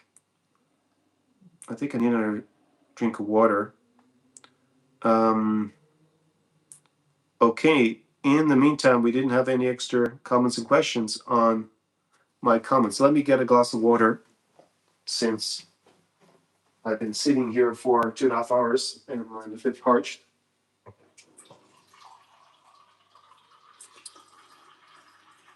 Maybe let me know if you plan to come to Ukraine before the war ends, or if you're only considering to come afterwards.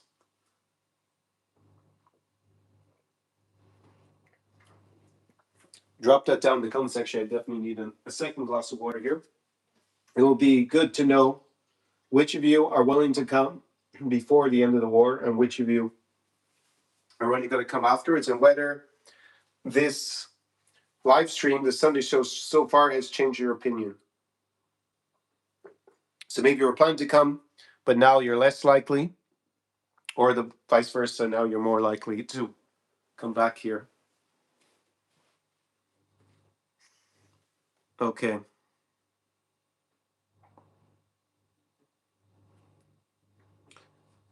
Later, Grace says, Conor, with Warsaw out, would other Polish cities make sense versus the New York Baltics, Moldova, Ukraine? I mean, does it make sense to go to a regional Polish city? If you don't like Warsaw, try it out and see how you get on. I think Wrocław has a good reputation as a student city. It's not too big. Maybe that's a good spot. Florian says that he will visit Western Ukraine this summer. Excellent. Good to see that.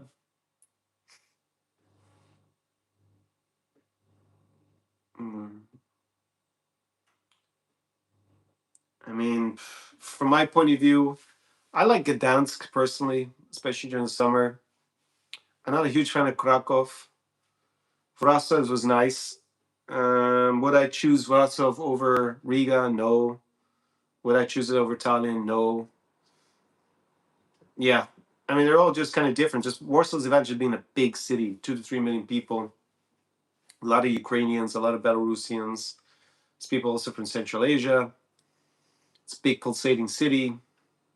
But if you're pretty interested in dating, I don't think it's amazing for the region. I think it's just bigger. So let me know if you plan to come. Let me take a look at some. Yes, the passport bros. So there has been a change in Colombia's attitude to sex tourism, and there has been some sort of crackdown because passport bros, just explaining the term, I thought originally just meant men traveling and dating internationally, maybe moving to places where the cost of living is a bit lower, and that makes sense for a lot of remote work. But with a lot of the content creators focusing on prostitution and promoting prostitution, basically move to a country that's cheaper and exploit the ability to pay women for sex for a cheaper price. Yeah, it took a bit of a dark turn from that point of view, a bit of a sorry turn, shall we say. So I've never been associated with that movement as a result. And I've had a pretty negative perception of it because it's been very lowbrow in general. And that's basically the people who started to use this term collectively in the kind of content that they produce, particularly here on YouTube. There have been some scandals with other stuff that's been illegal that's been going on in Brazil recently with some of the guys who were, at least one of the guys who was involved in promoting the term in the beginning. But apparently Medellin, and I hadn't really watched much of this content. I'd seen for Medellin, I'd watched investing in real estate and lifestyle there. That was kind of not focusing on the passport bros, and then a lot of the scandals around the guys who get scolopamine and then die and get robbed. A lot of the victim stories, and then a channel was even setting up to basically track down the perpetrators and find these girls and get them arrested. So yeah, it was kind of surreal that there were channels based on that were getting huge amount of views. It was kind of compelling. It's like real life, drama, murder, and yeah, crazy stuff. But apparently there were also a lot of guys, or a certain number of guys who were promoting travel to Colombia, travel to Medellin for the purposes of narcotics and prostitution. And they've been organizing parties. And it seems now that the Colombian authorities are no longer going to tolerate that. So, as much as they did before from foreigners, it doesn't seem like they're too perturbed about locals doing it. And apparently, there's some park. I've forgotten the name. I've forgotten the name of the park, but apparently it's like a red light district, and now they're uh, stopping and questioning foreign men who walk around there, and they're deporting some of the guys who are foreigners who basically they accuse of organizing sex tourism and banning from re-entry. And also at the airport, they're questioning a lot of foreign guys about their reasons for coming to Colombia and refusing them entry if you don't like their answers. So yeah, there was a lot of, or several passport pro channels that were complaining about it, saying they're going to leave Medellin, they're going to leave Colombia, and they were talking about not coming here to this region, but going to Southeast Asia, basically. But apparently, for a lot of them, they said that yeah, it's far away to go to Asia, and obviously these guys would rather go to Medellin or somewhere in Latin America because it's close by, and they don't have to travel as far. Cost of flights is cheaper, time zone is the same as US. But they don't mention coming to this region because it's not a region for passport pros. They mention Ukraine and Russia at times, but with the war, they're not interested in coming here. So I guess that's the silver lining of this war, that there are no passport pros. But I agree. I mean, do they want to hang around the war zone or in the country at war with? I'm probably going to have at least air defense pretty soon because we're already 11:30, and yeah, I turn off the air alerts during these live streams now, so I can't really see if there's an air alert at the moment. I need to go into Telegram. So that's what's been going on. There's a clampdown on the passport pros in Colombia, and some content creators have been deported, from what I understand. I wasn't familiar with any of the content, I watch it. And they see Southeast Asia as the alternative. And yeah, also soliciting, but soliciting seems to be an issue. So Colombia's decided to, or Medellín has decided to clean up, its attitude with respect to sex tourism. I'm not, from what I understood from watching this content today, I don't think it's actually, some of it's not illegal. Like, it didn't seem like prostitution was actually illegal there, but maybe the solicitation is. And yeah, obviously organizing parties for it and employing, maybe that's the issue. But yeah, it seems like they're falling out of love with Medellin. Probably good for most of the foreigners going to go to Medellin who are not passport pros, that they're not around. But it is what it is. It's funny, interesting that I realized that's where one of the focuses of these passport pros has been, is Medellin in Colombia. It's one of the things that put me off the city a little bit. The main reason I put off Medellin is the scuffling and getting robbed and the amount of crime there that seems to target foreign male visitors. Although I was watching another channel, Medellin Buzz, and he was saying that, yeah, it's because guys go into dating apps, and I don't even recommend using dating apps. And clearly not in Medellin. But I know guys just anecdotally who are not naive, who have traveled a lot, lived in Ukraine, and they still got scuffling and they still get held up in Gold Point separately. So there's clearly an issue with crime there targeting foreigners, it seems to me. But it was funny, interesting that they may be flocking out of Medellin pretty soon. But a lot of them, they left Sao Paulo, they left Brazil as well because there was a scandal with one of them and illegal stuff. There is a new, talking about dating apps, there's some new romance scams using Tinder, and it's to do with the way that the photos. So apparently now on Tinder, I don't recommend, just to be clear, I do not recommend using any online dating. The quality is going to be terrible. They had its heyday. It's a bit like the matchmakers probably had their heyday in the 90s because of the socioeconomic situation in Ukraine and lack of technology to connect people.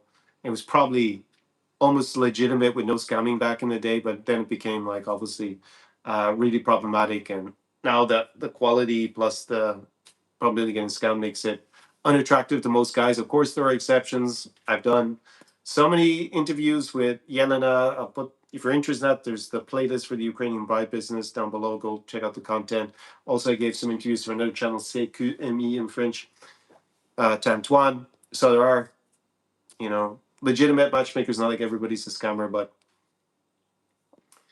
yeah, there's just been very problematic in terms of the overall industry because this PPL sites, the pay per letter, and I had a guy write to me with clearly a PPL situation again. I'm like, man, even in 2026. But on Tinder, apparently the photo gets verified. So you get kind of a tick mark, but apparently there's a hack to get around that. And a lot of scammers now, they're putting other people's photos, and then there's one photo that they use that kind of is themselves, but it's not very clear, and that's how they get the check mark. So, and then they pitch you crypto once they move you onto WhatsApp. So, yeah, another reason just not to be on on dating apps, I think, in general. I also watch another channel because the guy's Irish. It's called the Tyrish Times, and he interviews foreigners who live in Thailand. He's married to a Thai woman himself. And there's obviously a bit of an overlap. I just referenced the Passport Bros, going to Medellin. I have friends who own property in both Kyiv and Medellin. I guess the other node across the globe is Southeast Asia. Some people want to go to Africa, but it seems to be online. It seems to be a lot of African Americans do that. At least one big well, he was formerly at least a Passport Bro, promotes Austin Holman. But it was interesting to watch because he does a lot of interviews and with people who have done crazy things in Thailand and scams, and just thought that one interesting point, which echoes a lot of what you see in a different way in this region.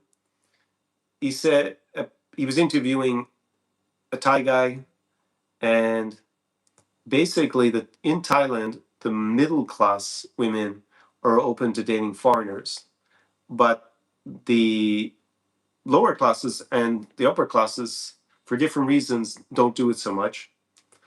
Upper classes actually want light skinned Asians That's what he claimed. And the kind of working classes, they kind of marry each other. They're not really open to marrying foreigners, which was, I guess, very different to Ukraine. I don't think that's in Ukraine at all the case. I think in Ukraine, the preferences across the board is like they want to marry other Ukrainians. They obviously have a minority that are open to foreigners.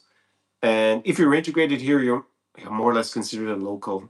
I think it's more like if you come, you don't speak Ukrainian or Russian, and maybe you're here a good bit, but you're not really integrated, you're not really so interested. I think that's a harder sell. Again, unless you are a male model, famous, or not even a millionaire, a billionaire, or at least a centimillionaire, then I think that's, the rules, the normal rules don't apply if you fall into those categories normally.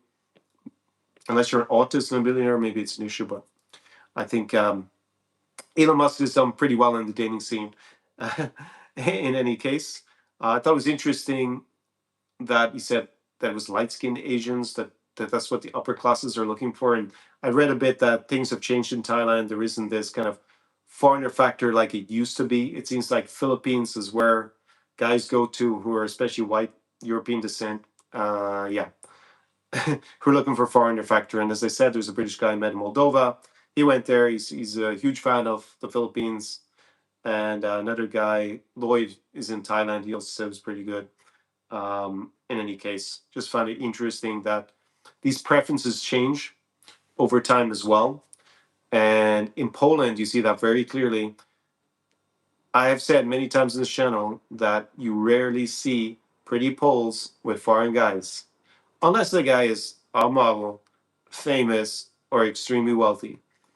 And another influencer, I'll leave him anonymous since he didn't want to be mentioned his name, because we discuss things rather passionately at times. And he'd always contest this with me. And then he sent me a message last week from Warsaw and said, actually, you're right. When I actually walk around and I see attractive women and I listen to what language they speak and they're Polish, they are always speaking to in Polish to the guys. So yeah, they're not with the foreigners. I was like, I saw this in 2023 already. Yeah, the girls who are not so attractive are a little bit larger.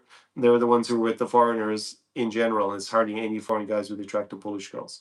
Of course, there are exceptions. I think the Ukrainians and Belarusians, because they're not from Poland, a bit more open, but it's also more confirmation of what I've observed. Already mentioned with that. Yeah. Um, Other things, just looking down through the list here.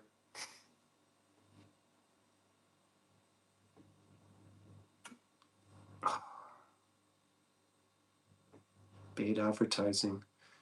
I've written it down. I'll just come to your comments for a minute and see where we're at. And then I'll make some more interesting observations about what I think is going on. I saw a very funny thumbnail today, and I wanted to comment on it because I think it sums up. But I don't know if I want to put in this one or put in next week's. Let me see your comments. Scratch those off my list. I'm not sure what you're referring to anymore. Let's see. Which women in Europe are the least scammy? Which countries are safest to use dating apps? And safest to use dating apps. Paul, who gave me, who was in my videos back in 2023, he was a devil for using dating apps in the beginning. So he told me Riga was terrible and there was a lot of scammers on it. I just don't think you should use maybe write down why you still want to use a dating app in 2026, Ozzy. Especially if you're going to travel around and go to these countries. What's the motivation? I can see in a dating app everybody's supposed to be single, but then you have the scamming, and you have that. Yeah, it's just all online dating. It's just like it's so 2016, not 2026. I feel.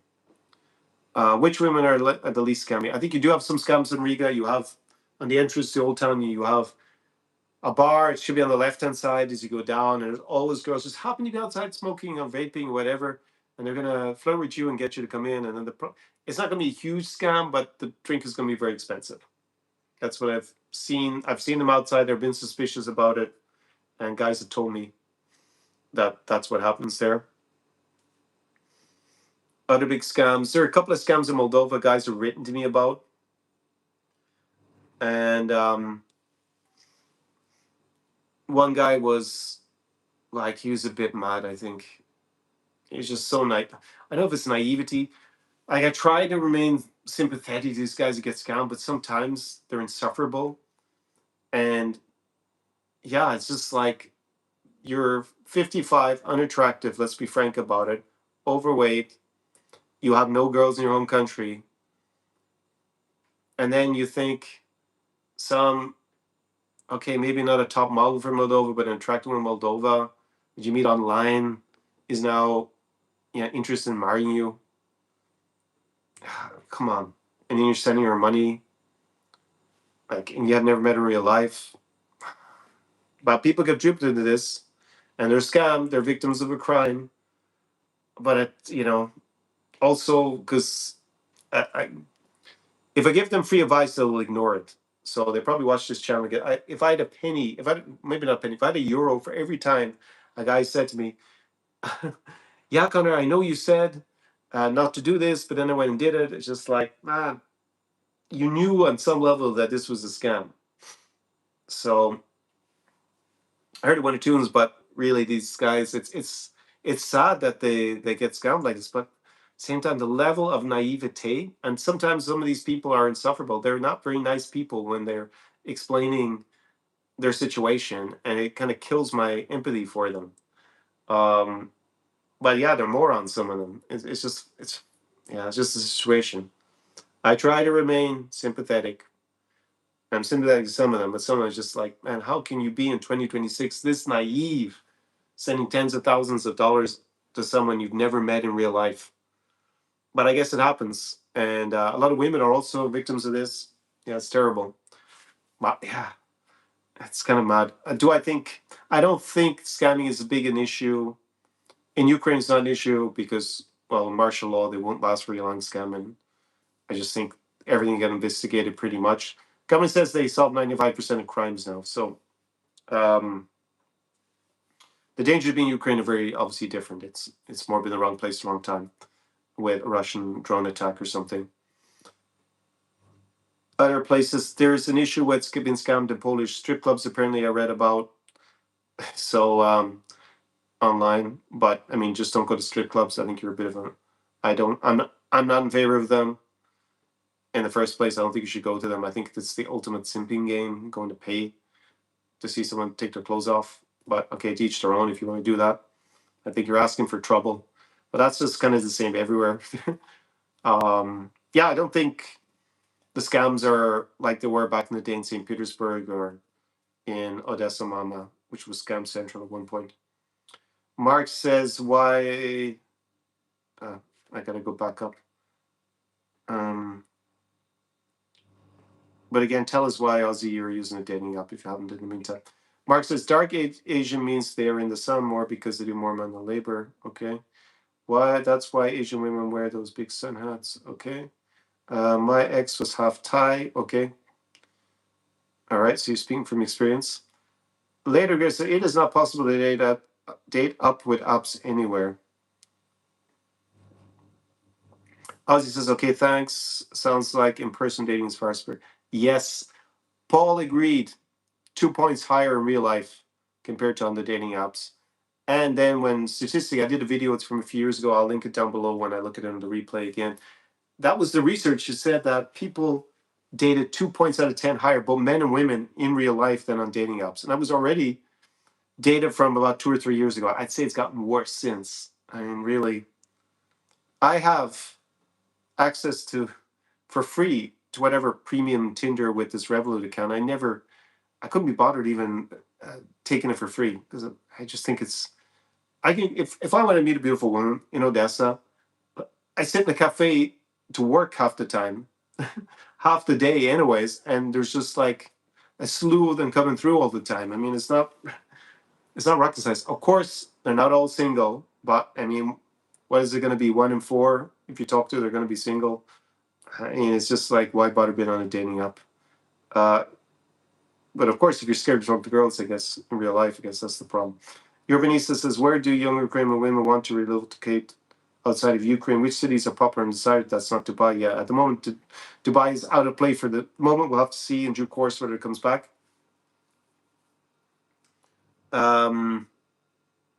Where do they want to relocate outside of Ukraine? I think it obviously depends woman to woman. The glamorous places, I think a lot of them want to go to Barcelona still. Spain is very popular.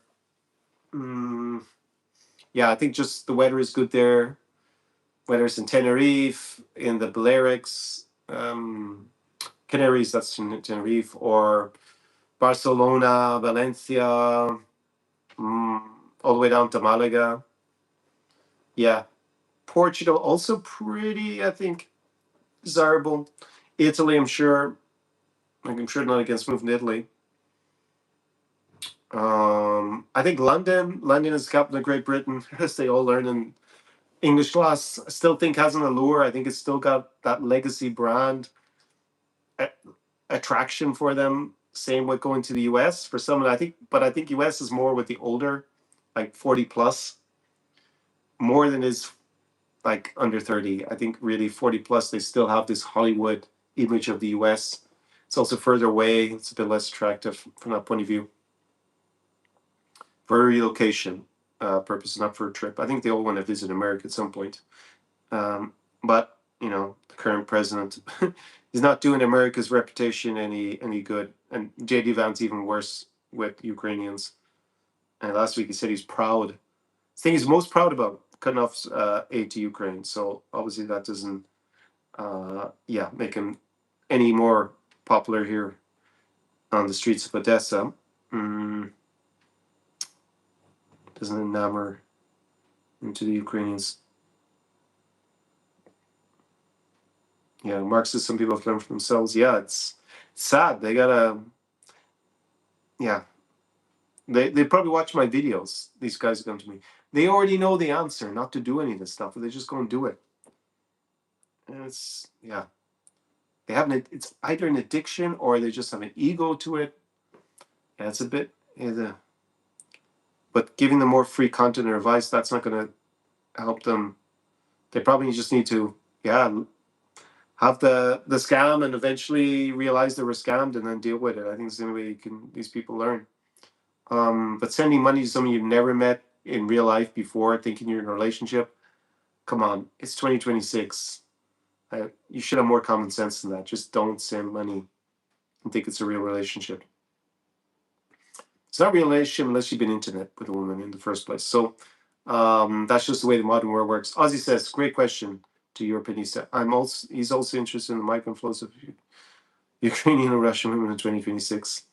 Well, it is relevant to today's live stream. Ben says, I've met a lot of those guys who've been scammed. Some are well aware, but seem to be okay with it. Yeah, I think they are. Some of them, not all of them, clearly. Later Grace says, does the immigration delta favor a bigger chunk of 7s, 8s, and 9s going to Southern Europe versus staying in Ukraine? Let me reread the question. Does the immigration delta favor a bigger chunks of 7, 8s, and 9s going to Southern Europe versus staying in Ukraine? So you're asking me from the Ukrainian woman's point of view as a 7, 8, or 9, whether they're better off going to Southern Europe for dating purposes than staying in Ukraine. Well, their value on the perceived dating market is going to be a bit higher in Southern Europe. So they're probably going up a point at least. But do they like Italian, Southern European men? Some do, some don't. I think they like the lifestyle. I think Barcelona in particular has a very has a very good branding for women from Poland, from Ukraine, from New York Baltics, also from Russia as well. Not that they can go that easily anymore. Later, guys, should he go to the Canary Islands to meet Ukrainian Stacy's? What is a Stacy? I've heard the term. Could you please enlighten to me as to what it means exactly? Rephrased. Should I go to the Canary Islands to meet Ukraine Stacy's? Yeah, can maybe explain what you mean by Stacy, because I don't understand the term. I think you should go to Canary Islands. I've only been to Tenerife in the islands. That'd be a good time to enjoy the weather. I don't think. Well, we went partying. I was there for a mastermind, which I helped develop this brand actually. Not this brand, the old branding is our experience. It was born in Tenerife, this mastermind. So then there's our experience. And we went partying at a place called Papagayo was the name. It was fun, the club. There were lots of girls from Belarus. There were no Ukrainians there. And from Colombia. So as much as I'm negative on Colombia, I did meet some chicas guapas on that evening. It's true. Yeah, what happened in Tenerife will stay in Tenerife, but you, on a need to know basis, the Zara experience was born there. Later, guys, like if they are 107s and 58s, are half of them leaving to Ukraine, or half of them leaving Ukraine while 3/4 sixes. Man, I don't see compared to before that. That's kind of a. It's not like when they are at the border, the government is taking the stats and saying you're a 7. We have 107s in Odessa. 2 have left. I mean, that's kind of a funny. I get the point. What you're trying to ask me: are the better looking women more likely to leave than the less good looking women? I think that's really what your question is. Okay, I can't really say. I think models, because there's so little modeling work, are more likely to travel abroad. But it's very hard with these models to know. Half of them are here quite a lot, to be frank. Maybe 2 or 3 months, up to 6 months a year, and then they're traveling, doing the modeling stuff elsewhere. So yeah, there's one of the models is in my videos from 2023 and 2024. She just put on Instagram she's pregnant. So I'm not sure who her boyfriend is. It's a new boyfriend, I think. She's going to break up with the old one. So she's helping with the demographic situation. The person was sure she had beautiful kids, looking at her half of the genetics. And yeah, she's in Ukraine. So I guess maybe the father of the child is also Ukrainian. I would just guess. I didn't see her hang around with foreigners who are not integrated. So unless it's someone like your Irish boy here who hangs out here a lot, I'd say my guess is that's a Ukrainian dad. So I think, yeah, the very beautiful women who model abroad, more likely to have left, probably, yes. Probably. Um, yes, just marginally. But there's no shortage in cities like Odessa or in Lviv, because a lot of girls move from Kyiv to Lviv as well. John says he's been seeing some of the bride sites come up on his YouTube algorithm, the letter writing tour thing for meeting Ukrainian women. Why and how could this this happen? What type of guy would fall for this? He means the PPL stuff. Yeah, it's like how much more free content do I have to produce warning guys before they will take heed? I don't know. It's just like there's always going to be a market for that until AI basically they figure out ChatGPT can also be their pretend Ukraine girlfriend. Later Grader says, from your anecdotal experience, are more beautiful ones hanging out more in Southern Europe than before? Oh, okay. Haven't spent enough time in Southern Europe to say, but yes, I would say there are more hanging out there because of this war. Later Grader, they ain't gonna much to Warsaw. Thing about Warsaw is a lot of beautiful women who, who live in Southern Europe. They fly back to Warsaw and then travel to Ukraine, and they hang out in Warsaw for a few days. I met many beautiful Ukrainian women hanging out. Just I'm in a cafe. They got their suitcase. They're transient, and maybe they're just a couple of nights in Warsaw. So maybe that's why these dating coaches insist it's still pretty decent. Maybe they're looking for the one night stands or something with some Ukrainian girl who's traveling. Well, when will Ukrainian airspace reopen? Ozzy asks. I'm very skeptical that it's going to reopen before the end of the war. To be frank, at this point, unless there's some initiative from outside of Ukraine that they can protect the airspace, I just don't think it's going to happen. I mean, it's already been it's over 4 years of it. So Ben says he's found that most of them hot models have left, come back for mom, food, healthcare, friends, modeling work. There's still a decent amount of pro model work in Kyiv. Yes, I think they're going back and forth, the models. I don't think they've completely abandoned, but they're not based all the time here. I think we can say that. Okay. Yeah, that doesn't mean they live in Ukraine. Exactly. But they're here quite a bit. That's kind of what my anecdotal observations have been.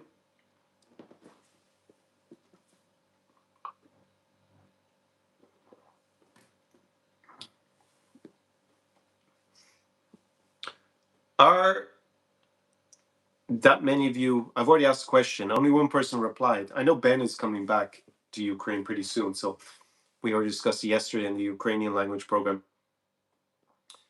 Are the rest of you willing to come to Ukraine before the end of the fighting? Has this live stream changed your opinion one way or the other? Has it meant that you're now not going to come, or after watching this, you're more likely to come? Let me know. That was the first question. I'll ask another question in a minute. Let me just look at the other.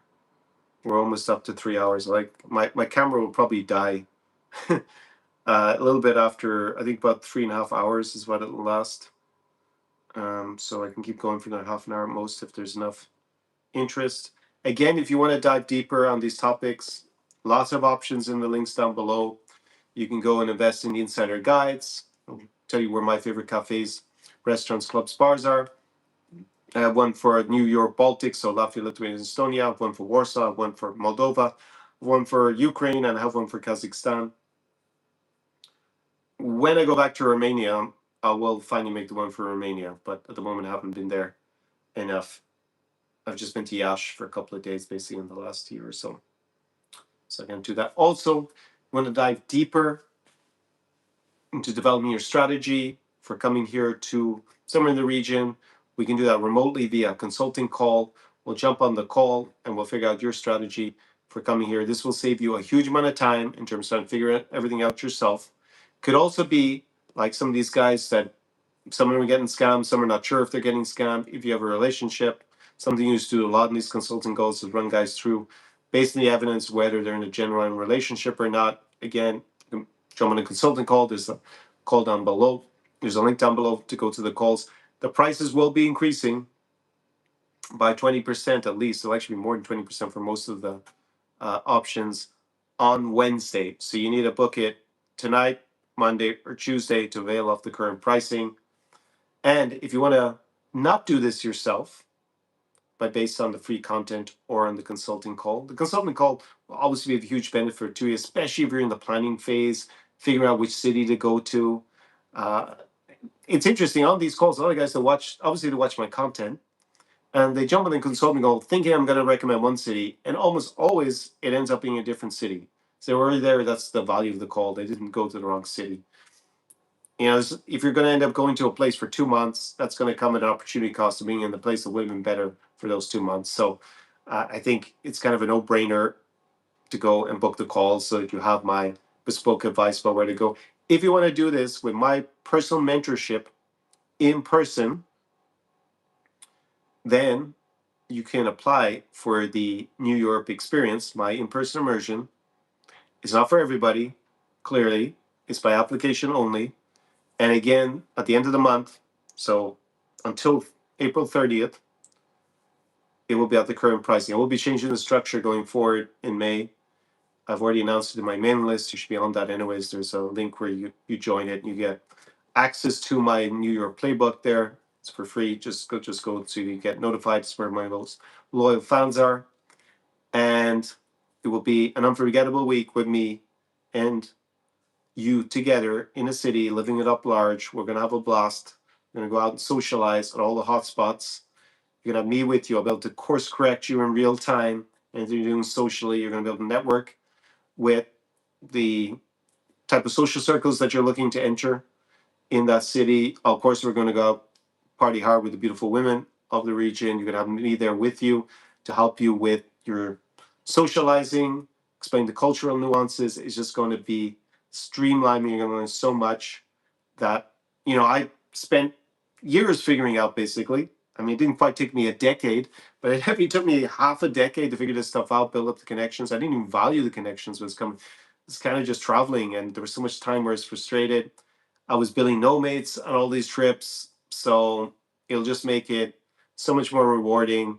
Most of my clients, not all my clients, but most of my clients become repeat clients because after they go to one city, it's like infectious. They want to go to another city, and continue to live the New Europe experience.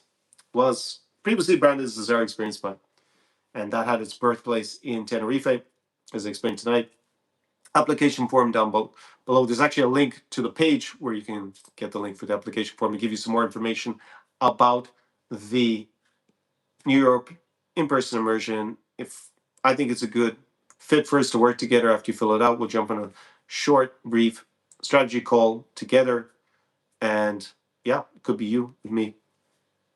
Maybe here in Ukraine. It's a different program. I'll run you through it if you're interested in Ukraine. But most guys still want to go to the alternatives. Almaty and Astana in Kazakhstan, Chisinau, Moldova.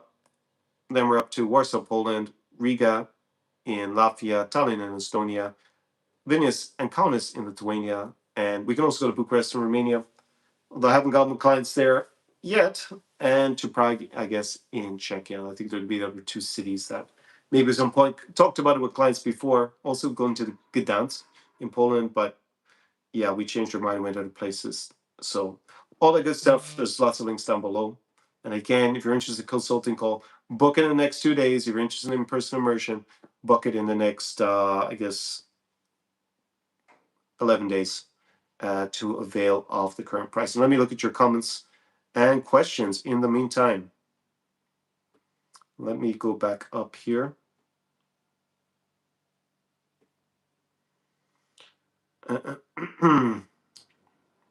Later Grader says, too many hotties left to South Europe, so probably no. Sunstar says no because of war. Ozzy says maybe Lviv, but anything further east, I'm just not sure. Later Grader says afterward, 10,000%. And then he says 10,000% no. Okay. Live stream has only reinforced his opinion. And just remind me what your opinion was, Mark. Because I don't see where you said you were coming up. Later Grader says left. Okay. Your opinion says, are Ukrainian, Eastern Slavic, let me go back up. Are Ukrainian, Eastern Slavic women getting into casual relation dating like Western? Man, do you mean women who live in these countries here? And what do you mean by casual dating? Sometimes I wonder, first of all, maybe Europeans, have you been here to Ukraine before? Is this just your basis what you read on the internet? Or you've actually been here before or had experiences with Ukrainian or other women from the region? Like Western women. First of all, Ukrainians are Western. And we can say that the Belarusians who move to Poland, they're Western as well. You can make an argument about the women who stay behind in Belarus, whether they're Western or not. Okay, those that are still loyal to Moscow, they're in a different category. That's real Eastern Europe at this point. But Ukraine, Poland, it's all just a different part of the West. So when people say Western, do they mean American? They're definitely different. The culture is different to the States, for sure. But guess what? The culture is different dating-wise in Italy or in Germany to the States as well. So I think you can maybe see core Anglosphere has a lot in common. And casual dating. You mean what? That they have sex before marriage? What do you mean? Because it's kind of a bit odd to me, the phrasing. I don't really understand. Le Vampire says, what's up, Conor? Why do you throw Belarus under the bus for dating? Seems to me the smartest place in regards to down-to-earth and well-behaved Slavs politics. The best of Belarus left the country. They had a huge demographic exodus. Like basically when girls finish university, they leave. Sometimes they have to stay 2 years to repay the government for their education. Basically they leave. They go to Lithuania or Poland. They get visas, that everybody's approved, and they immigrate. Especially the girls who speak English and are interested in dating foreigners. I already had this conversation 3 years ago. I had a businessman who desperately wanted this, who I know who's a foreigner, who had a business, obviously a bar in Belarus and some other business, and he rang me desperate to sell. He's just like, business is 20% of what it was prior to 2020. He said for dating and personal life, it sucked. He said he didn't speak Russian or Belarusian, obviously.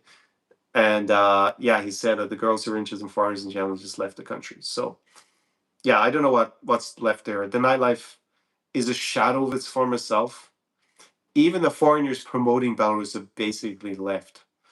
I don't know if there's any left in the country at this point. It's just, it's ruined.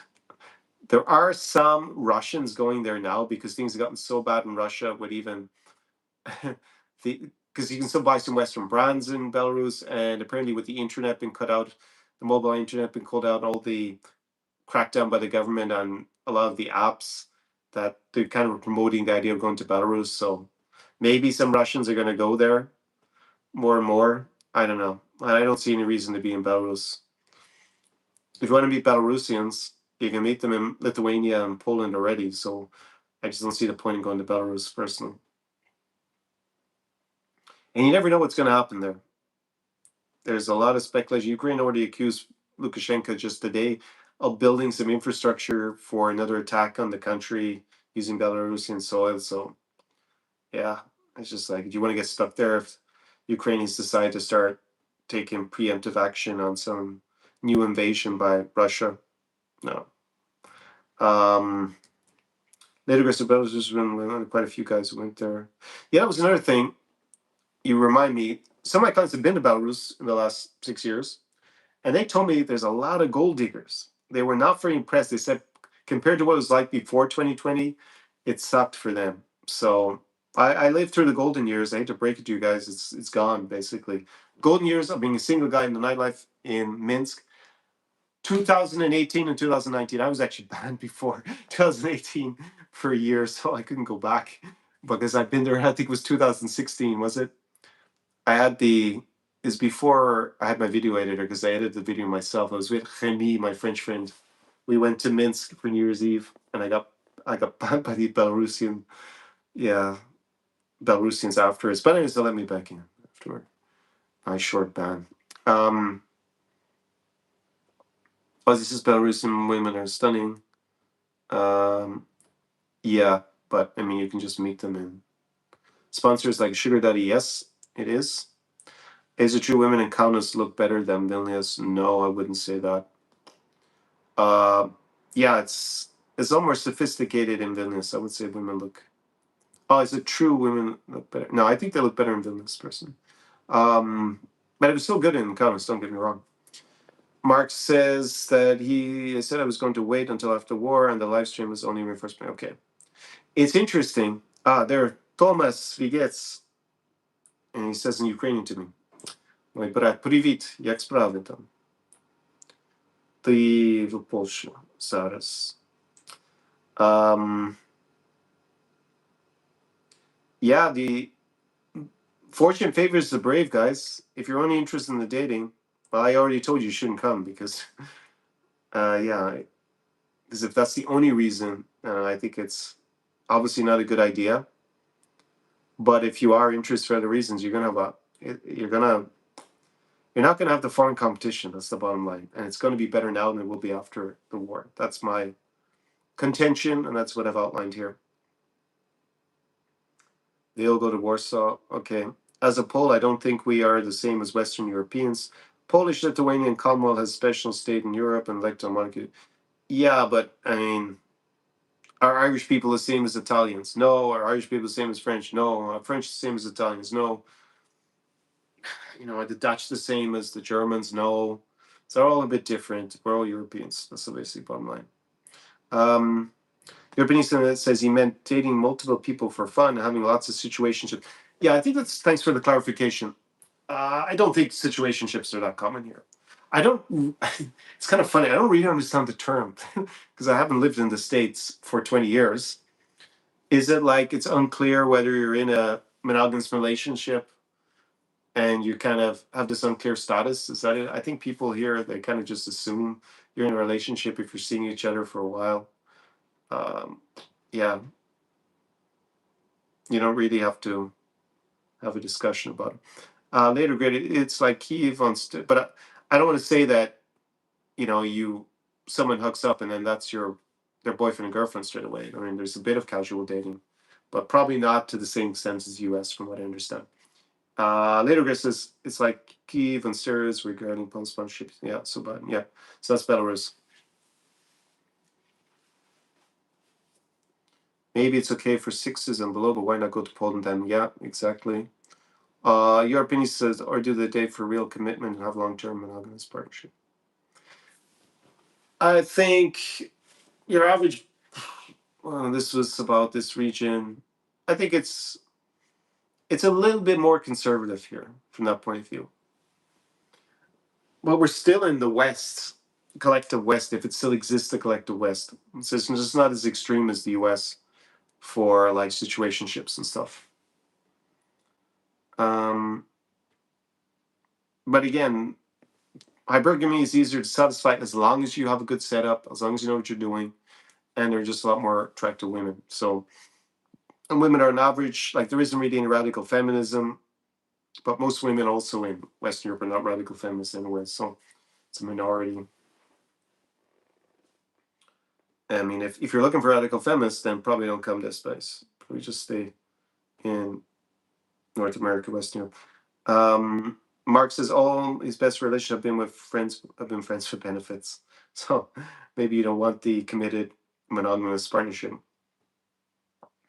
I think the more interesting thing would be, why are you asking this question, Europeanista? Because maybe this says a little bit more about your current experience in the US than it says anything about American women, or maybe you're not American, maybe you're somewhere in Western Europe. I don't remember from the conversation here. Then maybe even women up on Ukraine. I never really had this situation that's, of course you date casually, you're not really sure, you hook up with someone. Yeah, maybe hook up with a few times, you didn't realize they're not really into you so much, or you're not into them. But if it's a long term, like I just haven't been so exposed to, I guess, a long term polyamorous.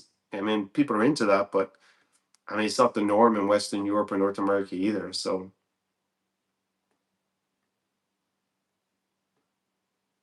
I'm kind of surprised that's really that big a question. I mean, obviously, it's good to understand that they might be a bit more serious in the than in the beginning than the average American girl. But I mean, it's not like you're trying to date in Afghanistan where you need the family's approval or something. Come on. All right, let me see if there's anything else I wanted to talk about. We're already over 3 hours, so I really want to get into the next issue. I find it super funny. Yes, the next question I want to ask: as a legacy, I end up reacting quite often on these Q&As to the Ukrainian bride business. And I have done interviews with Yelena, many of them. Again, there's a link to all that stuff down below. There's a playlist, Ukrainian bride business there. I've appeared on another channel, on Antoine CQME. How many of you are actually interested because you've watched the content from the matchmakers, because they have all this stuff about Ukrainians, or now they seem to be a bit ambiguous about who they're talking about. Are the Ukrainians, are the Belarusians, are the Russians, are Kazakh, who knows, right? Have you used a matchmaker in the past? I have the impression when I talk to my newer clients, they don't understand why I'm even talking about them. I don't think they're very relevant, but there is that legacy because many of them lived in Ukraine in the past. Most of them are outside. There is one or two still here. And there was definitely a big crossover. A lot of them were talking about life here as well. They had a mixture of content. But nowadays, I just think there's less and less relevance unless they say something mad about Ukrainians. And most of them aren't even here. So I wonder, how interested are you in in that side. Because the clients that came to me 5 years ago, someone had tried matchmaking and found it unsatisfactory, but I find it's less and less. So I'm just wondering, I know this is kind of more the hardcore audience for the Sunday show if you're on an hour 3, but are you even interested? I think maybe later greater you made a comment on the live stream that's like it's like 2016 even to talk about them as opposed to 2026. It's just like so out of date.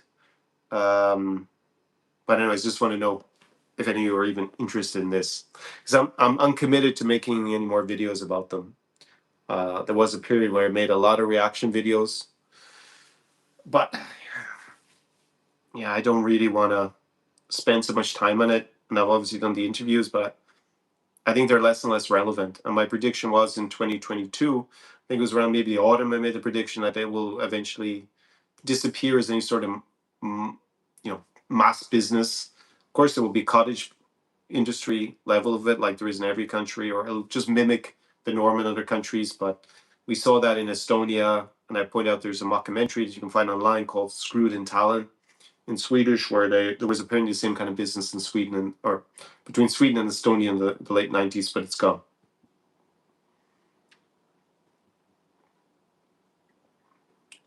Michael asked me, what is your view on age difference relationship with Ukrainian women? Most commonly asked question on some variation over the history of this channel. Can you have a big age gap? So maybe you're more recent to my content, Michael.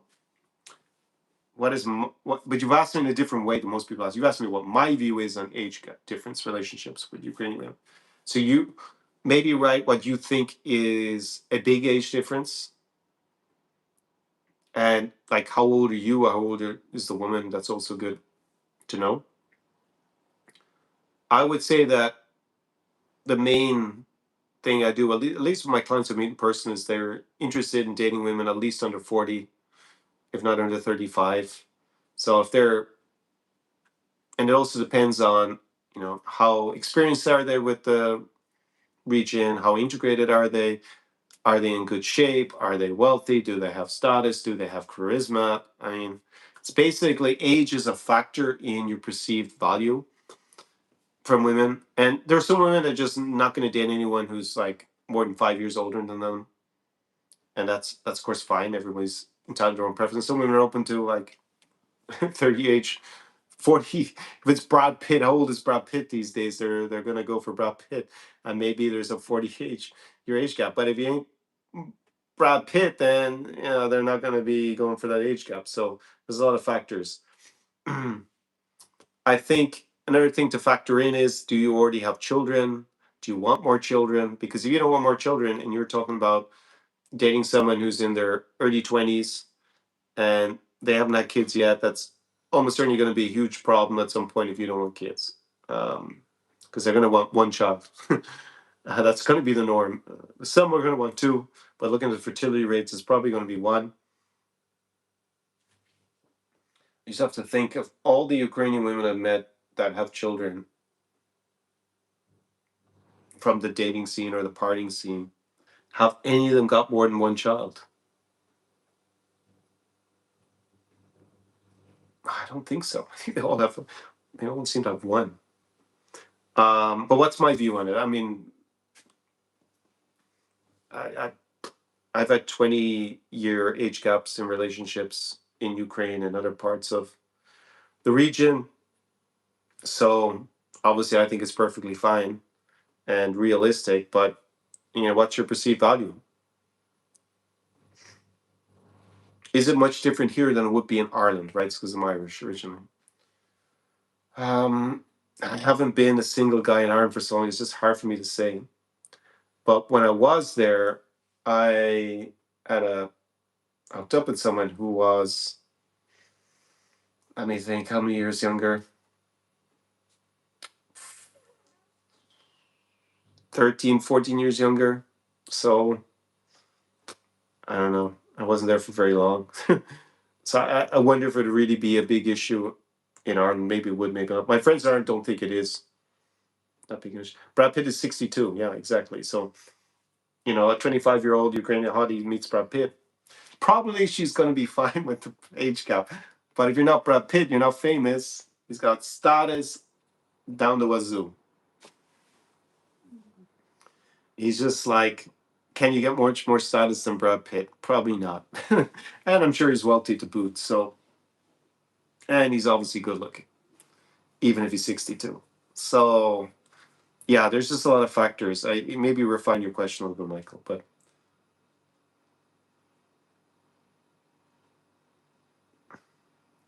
speaking of age gap,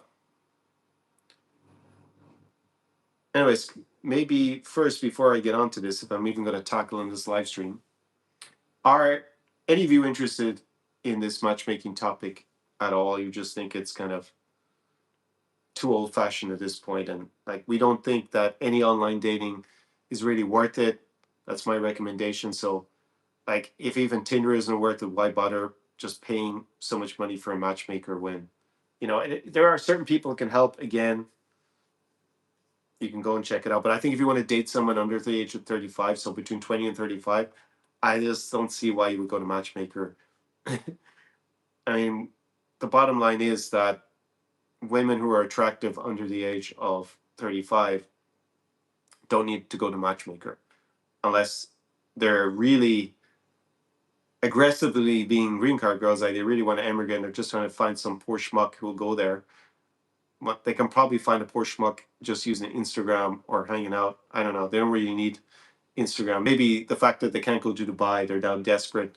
They say, okay, I'll go to the States. Let me find some some guy to sponsor my trip. But they can find it in other ways. But anyways, yeah, just like women need help finding a partner really when they get over 35 if they need it. They don't really need it beforehand. Just men are going to make the approaches. The task for women is to screen through their options. The issue becomes in their late 30s that they come to the end of their fertility window, and it's just the way it works in general. They're going to lose a lot of value pretty soon. So they got a time constraint. So maybe they feel like, hey, I need to get this sorted out before I'm 45, 50, if they're maybe over 35. When I looked at Antoine's database, 92%, I think I calculated right, where he's over the age of 35. So yeah, if you're looking for to date women under 35, I don't see why it's relevant at all. It might be if you're interested in dating women over 35. At the same time, when I look at these guys who run these matchmaking services, ones that are men and foreign, they all seem to have met their partner by living in Ukraine. So that just tells you all you need to know. The best way will be just to come and spend time in the region. It doesn't have to be Ukraine because we got a war, but somewhere else in the region. Provide value in the local community, integrate, and you'll be like them. I mean, they did it by providing value by having a local business, which ironically happened to be matchmaking. So that's kind of what I think. But let me know. Are you guys just write down you're interested, you're not interested in the matchmaking? Because I may just not comment on it anymore at this point if it's not, or definitely not go make videos or reaction videos unless it's really exceptional in the future if it's not very relevant. Michael says, how many people look like Brad Pitt, DiCaprio, and Tom Cruise or as famous as them? Haha. Yeah, very few. And that's why they got super access. Europeanista says, Hard Rocker looks cool. What do you think, Connor? Well, I'm so glad you asked me that, Europeanista. I'm so glad. I think their thumbnail game is amazing because you have women who look under the age of 25 and should be on a catwalk and look actually Latvian since they're all blonde all the time, or about it looks like 90% of the time. I don't know if they're stock photo women or they're just AI generated, but that is not the typical woman in terms of age or looks that goes to a matchmaker. I mean, that's got, if those women are really the women that are at their matchmaking service, that's more red flags than a Chinese Communist Party parade right there. So let me pull up their channel. Let me see if do I need to type it in here? let me open a new window. Let me do it this way. It's AI enhanced maybe. Let me pull up their channel. Let's just look at their thumbnails. Because like women that beautiful or look like that, yeah, they exist in this region. Then they're not particularly Ukrainian looking because blonde hair is not that common. I think I had a video or I mentioned a video here. I think it was about stereotypes about Ukraine. And in southern Ukraine, here in Ukraine, there aren't that many naturally blonde women. That's the first thing. So it's kind of odd because I just pulled up their channel. Or let's see, blonde, blonde, blonde. I need to go to last videos. Blonde, blonde, blonde, one brunette, blonde, blonde, blonde, blonde, blonde, blonde, blonde, blonde, blonde, blonde, blonde. There you get the pattern, right? Like that's not representative of blonde, blonde, blonde, blonde. And all looking in general, they all look under 25. It's true, but most of them look under 25. So not even under, like, again, most women are going to need a matchmaker, and they even talk about it. I watch some of the content in Russian as well that Luba has, but yeah, it seems to be women as you'd expect. Let me pull this up. I just found this super funny when I saw their last thumbnail is amazing. I don't know if you're going to be able to see this properly. I'm kind of giving them free advertising, right? So, but anyways, at the risk of doing that, I find this an amazing thumbnail. I don't know if that's clear or not. Is it clear? Anyways, I don't know. You can probably see how dirty my screen is there. Well, it says basically we have. Can I make this even bigger? No, I can't. Just let me. I've kind of killed the suspense a little bit, but we have Striker, who is being grasped by a young hottie, blonde hottie. Again, I mean, it's an opinion. She doesn't look typically Ukrainian to me, but okay, there are women who look like this in Ukraine. Does she look older than 25? Debatable. Debatable. But she's grasping Striker here. And it looks like, I don't know, the expression that Luba has, and she's labeled herself a matchmaker, and he has a bag over his head saying he's ugly, but he's been grasped by this young, hottie uh, girl from this broader region, we'll say. But it's almost like, I don't know, my first reaction was that Luba is kind of pulling him away. She's like kind of, is she trying to stop him being with the young hottie? And she's put a bag under his head saying he's ugly. And this is like some sort of gaslighting to get him away from the from the young attractive girl he could have had if he hadn't gone to the matchmaker. So that's the way I interpreted it. I mean, come on, we're having a little bit of fun here as well. They brought on themselves by having such a a creative a creative thumbnail. But that's the reality because he came here and used several matchmakers,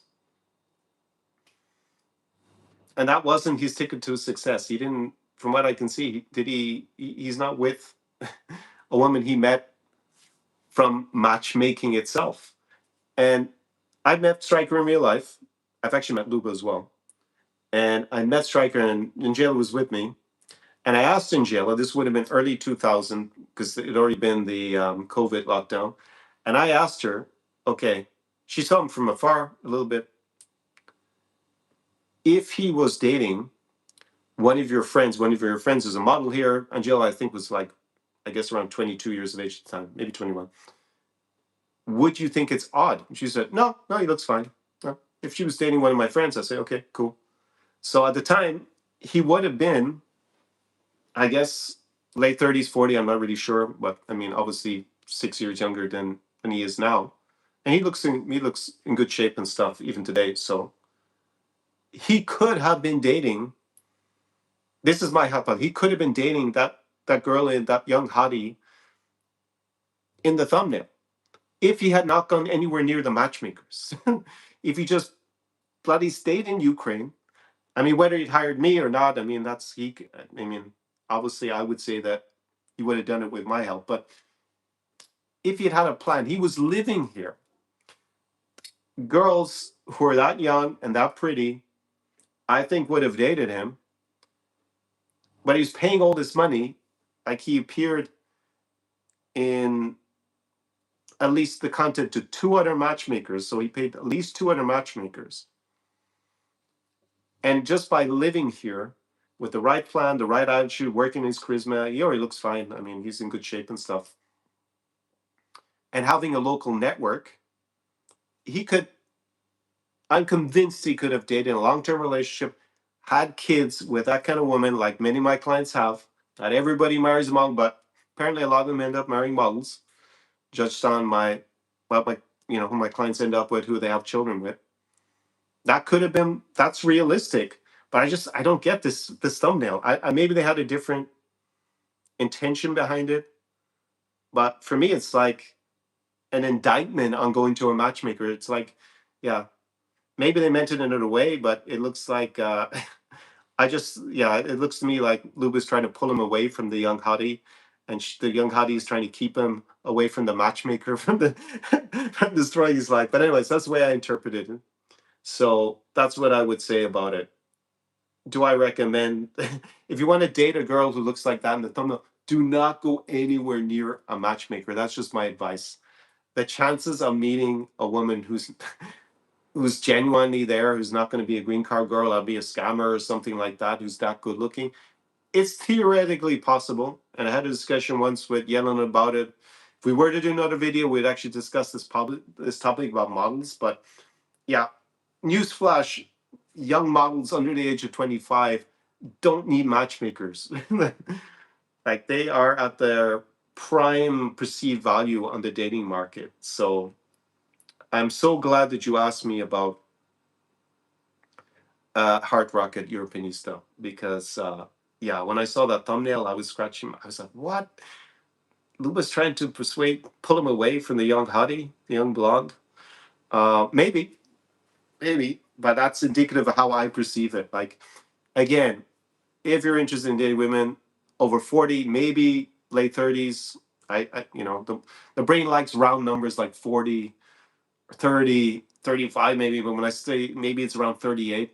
I mean, Yelena sent me a photo actually of a couple of she had matched, and the woman was 40. She was a doctor. I mean, she's attractive for 40. Yeah. I think the guy might have even been a bit younger than her. And yeah, they look cute together. But, it's not a young 25-year-old hottie who's a model and has been flown out probably. Well, she can't be flown out to Dubai at the moment, probably, like before. Yeah. So they have great thumbnail game, but I don't know if it's actually, yeah, bait advertising as it's known. There's a bait and switch going to happen. The switcheroo that, I mean, are they promising that they're they're able to match their clients with? Let me pull up another one. Like that's another. I just don't want to start playing, but that's another one of their thumbnails. I mean, really, she's not a matchmaker. She can't find a good man. Really. I mean, again, theoretically possible, but you know, as men, we are hardwired through evolutionary biology to look for fertility cues. And yeah, a woman who's, around this age, who looks this attractive, thin, that's what we're attracted to. So, I mean, I'm attracted to the women in their thumbnails, sure, but I mean, I know I'm not going to meet them realistically at a matchmaker. I'm realistically not going to meet them on a dating app, any online dating. You know, we're going to meet them if I go to my local cafe in Odessa. If I go to the cocktail bar in the evening, they're probably more likely to be single then as well. Then everybody kind of goes to the cafe whether they're single or not. Um, but yeah, if I go to a nice cocktail bar, whether it's in Lviv, in Kyiv, in Riga, off the charts, especially for blondes. Like again, women in Odessa are not that blonde naturally, and in Ukraine in general. Want to meet blondes? You can meet the leggy blondes up in Latvia, Estonia in particular, Sweden, Finland. bit in Denmark, in Lithuania as well, Poland. Yeah, there are some obviously Ukrainian blondes as well, in Belarusian Russian, but people aren't that blonde here. But this, they know their audience. Their audience is attracted to this, I guess, and they're looking for blondies, but they're looking in the wrong country or the wrong database. Especially if they want women this who look this young. Come on, these women don't look. They don't look like the women they describe when they start telling their anecdotes. So, yeah, is that misleading advertising? I mean, are they promising the guys that this is who they're going to meet? Because they are a matchmaker, and that's another legal issue. But yeah, I just found it. Maybe it's just me. Maybe I'm just seeing things in the thumbnail. But really, that's what I interpret as like. I just said, yeah, Luba is leading poor striker away from the hottie blonde that he could have had in Odessa. If you know, maybe maybe in the original thumbnail when they generated, you know, that girl is, I don't know, I'm hanging out behind trying to persuade Striker to date the hottie blonde. I don't know. Anyways, I'm gonna have fun with this. Um, Michael says, the thing is, Connor, a woman, it always changes languages on me. Woman in Ukraine who would be considered average looking would actually be considered good looking in the UK. Yes, that's what I mean. Like people, I say it's about 2 points higher out of 10 when they move to a place like the UK. I agree. Ukrainian women are general, yeah, are Ukrainian women are general better looking than women in the UK. 100% agree. Also, don't have the obesity issue, especially amongst younger women. I mean, when women go over 40, actually, there's a lot of overweightness in this part of Europe, especially amongst women. You'd be a bit surprised. You go to kind of more middle class resorts. I was a bit shocked the first time. I mean, most women were a bit overweight. The men were slimmer. I was like, what happened here? When I went to Zatoka for the first time, but Zatoka is different nowadays. There's nothing going on there. So yes, we agree on that, Michael. I don't think there's any discussion from our point of view. We're seeing eye to eye. Ozzy asks, does Latvia have the most blondes in New Europe? Estonia has slightly more percentage-wise, but it's a close second. Obviously, if you want to go even more blonde, you can go to Finland. In general, I don't find the women as attractive there as I do in Estonia and Latvia. And Sweden has a lot of attractive women. But things are expensive, and you won't have the same socioeconomic advantage. I mean, socioeconomics is so important in this. People, they spew so much BS around it. The women are like this. But bottom line is, economics is so important in all of this discussion. And the bottom line is, if you have less money, less status as a result, not going to do as well. It's just that women are hardwired by evolution biology. It's cross-cultural. We have the research on it to go for hypergamy. And it doesn't mean every woman's like that. And the same as not every man is, you know, looking to date with the hottest 22-year-old, like in the thumbnail I showed you.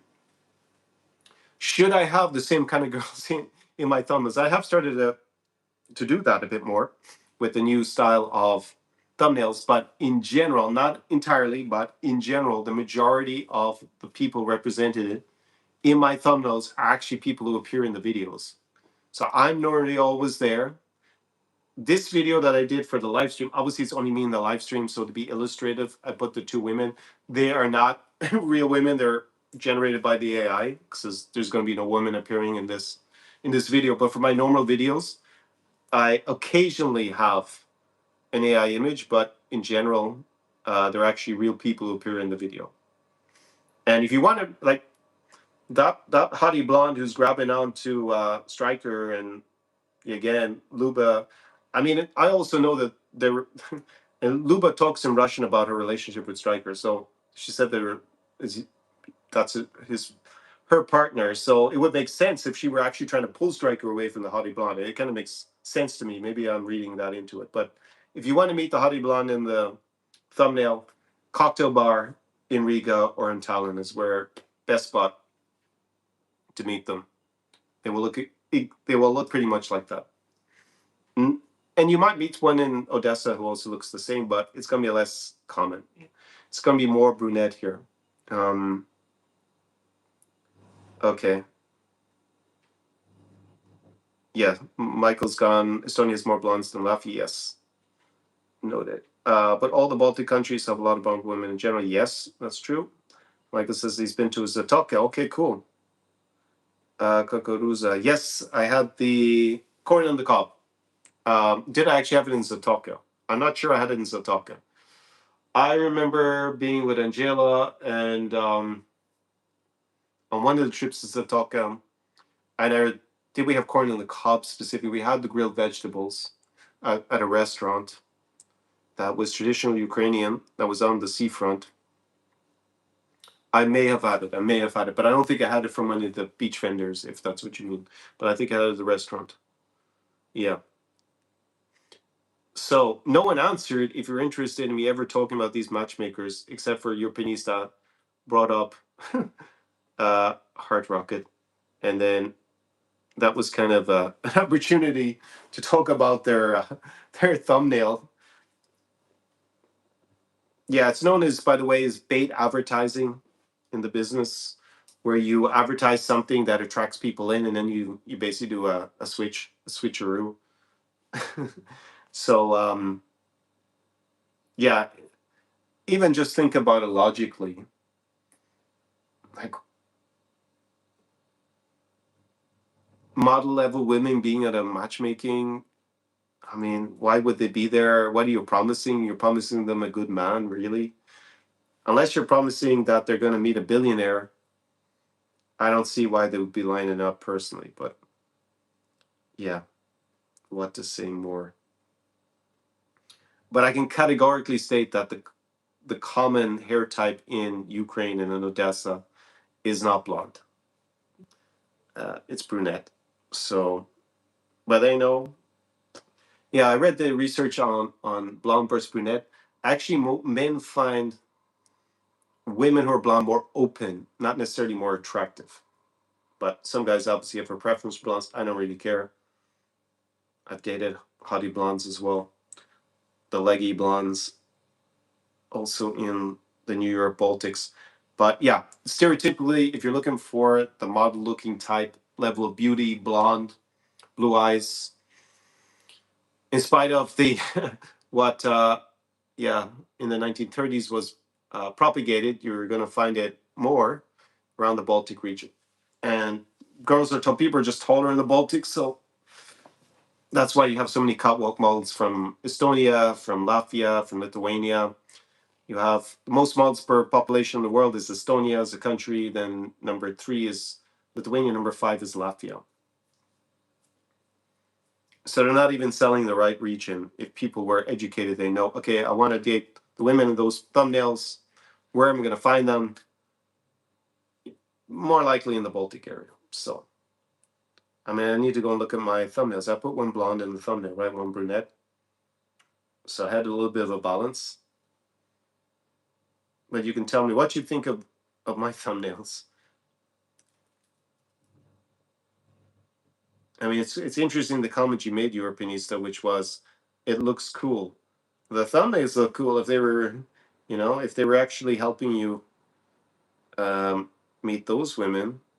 Then yeah, I mean, I would be sign me up. But let's be realistic about it. Just look at my past thumbnails. 2 girls in the video. Angela's in the next one. Then, yeah, another girl who's in the video. Then Yelena. Then a girl who's in the video in Lithuania. Then I have one that's a blonde that I put as for the passport pro video. Then yeah, girls who appear in the video, girl who appears in the video. Yeah, I think it's probably like 80 to 90% are girls who appear in the video.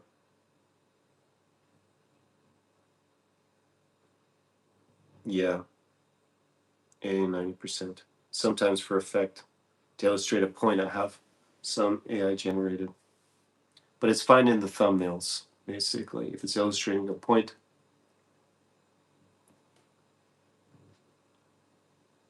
What do you guys think? You think it's effective to just put what presumably are, I mean, those women do not appear in the video, and I don't believe that there's any evidence that that's typical of a woman who goes to a matchmaking service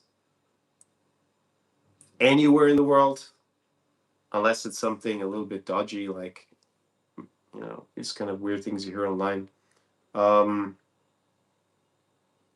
but again, if you're attracted to that, you want to meet it in real life, cocktail bar, Tallinn, Riga. Better if you're with the insider. And yeah, I mean, some of my clients, they marry and have kids with women of that level, but they meet them in real life. That's just the reality of it. They're not meeting them online. Ukrainians are predominantly brunettes. Yes, of course. We all know that if we've been here. Aussies, which country in Europe are the women the most curvy? Not necessarily fact, but they have some shape. Oh, in Europe. I guess it's going to be more Southern Europe, probably. I would think curvy. Curvy. Where do we think, guys? Greece? Curvy. Maybe Romania is maybe a little bit more curvy. Yeah, I think Romanians are. At least in my region, but all of Europe, it's hard to say curvy. I guess Southern Europe in general, so Italy, France, Italy, Spain, Portugal is going to. Michael says, Conor, when the war finishes in Ukraine, do you think most Ukrainians living in Ukraine and the EU will be forced to leave? Do I think they'll be forced? I don't think they'll be forced. I think they'll be given the option of getting a visa to stay. And I think that will be an incentive for most of them to stay because they won't have the option of just going back to Ukraine, having a go about whether they like moving back, and then have the option to come back again. So I think a lot of them are going to get locked in. I think it'll work as a disincentive to go home. Unless Ukraine says, hey, we don't want you giving visas to Ukrainians. But I just think I don't think the countries in EU are going to want them to leave because they're going to be integrated immigrants who provide to the economy in general, right? They might introduce these visas to maybe get some that aren't that productive to go home, but I don't think it's going to be a massive number. At the end of the day, Ukrainians tend to contribute more than they take when they emigrate. So again, none of you told me, do you care about these matchmakers? Except Europe needs to just ask me about one of them in particular. And my clients in general, it was not something, that particular one, hard work, it was not one I heard about a lot. The others were the ones that they had experiences with in the past. There's just one of my clients have been, and if I think about it, who told me he had been a client of Hard Rocket before. So, yeah, which is, I guess, slightly odd, but it's the way it is. It doesn't sound like most of you are that interested in it. But I assume you're interested in the hottie blondes that are in the thumbnails, but to meet them in real life, you could have met them last night at my favorite spot in Riga, at my favorite spot.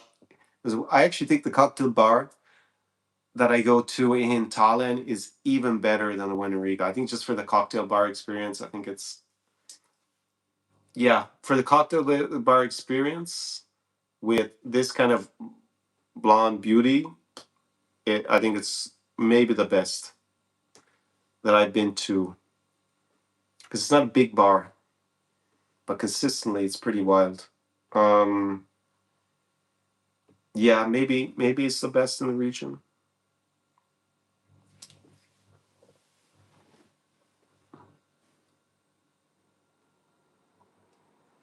Now I want to go and look at their thumbnails again because yeah, it's mad. I'm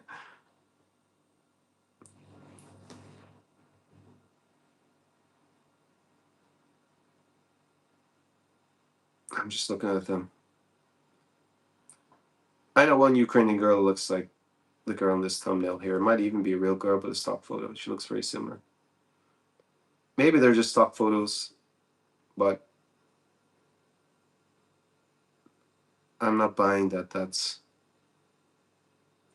the typical girl who goes to matchmaker. Because the women who go are nearly all over 35. That's my understanding. That's the data. I'm looking at Antoine's database. I've seen other databases that have been sent to me from other matchmakers. 90% over 35. So, why would these women? I mean, these women, that kind of girl, even if she's 35, in Odessa is going to have so many options. So why is she going to a matchmaker? If she wants to emigrate, I guess. But then we're into green card girl territory. And then you're going to have the issue when she gets there and she gets her residency, is she going to be so interested in staying with the guy? It's not clear to me. Not clear to me at all. And I think if they're this young looking and this attractive looking, and you're not Brad Pitt, you're not an 8 or a 9, and you bring her to the States or the UK, high risk. If, on the other hand, you stay in Odessa and you actually have a plan and don't spend thousands at a matchmaker, then build up your social circle. Yeah, this can be realistic. And I mean, as I said, Striker was probably around 40 at the time. So you would have had almost a 20-year age gap. And that's what it looks like in this photo with this girl. So they had a rule.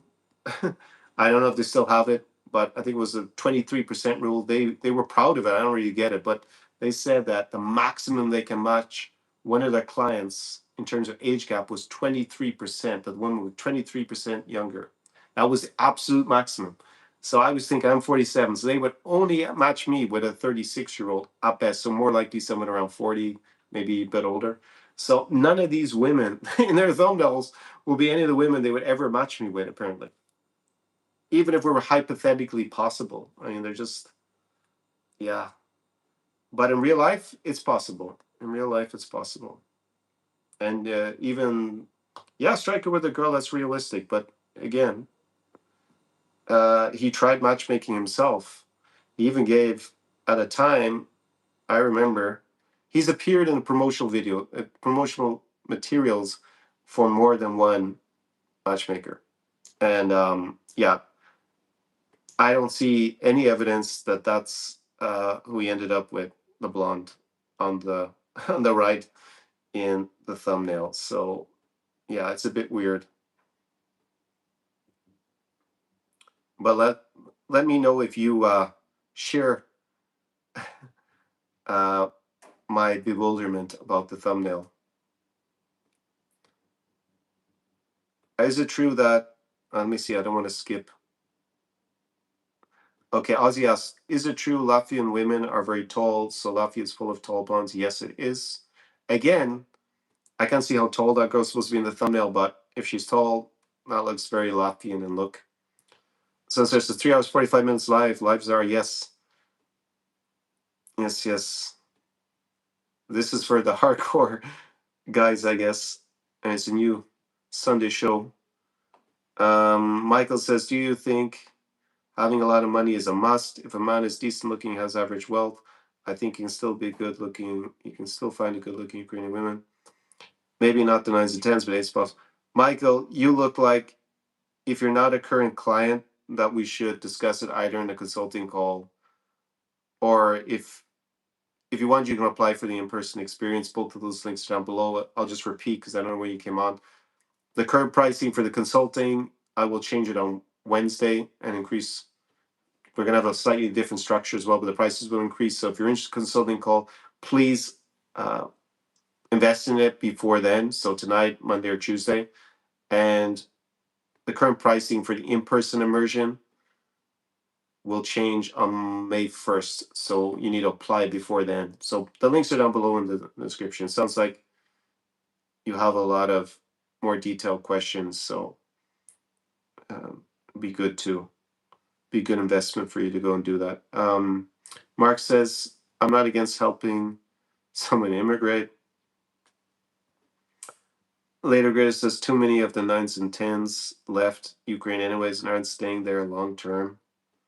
Michael says a Western European man with a net worth of 200 to 300,000 pounds will be considered wealthy. Yes, clearly. Ivory West says 23%. Conor thought the rule was half the age plus 7. That's the half the age plus 7 is Western European rule for what's socially acceptable. That's my understanding of it. But that's not what they were claiming. But it makes sense. I mean, if the women are all over 35 in general, and I'm 47, well, they can't really match me with anyone who's going to be younger than that. It's just like, then their 23% rule. But I don't know why they advertised it. It was just like, it was odd to me. It's like they were super proud of it. I was like, it's a bit odd. If you go and live in Ukraine and you're high value, then, but that's a different scenario. I mean, they're matching guys presumably who aren't going to come and live in Ukraine. Although it's kind of weird because, yeah, with the he's not the only one striker. Also, Joe, they came and lived in Ukraine. That rule doesn't apply after 50. 50, it's take what you get. If you're quoting me in pounds, Mike, I assume you're British. As an observation.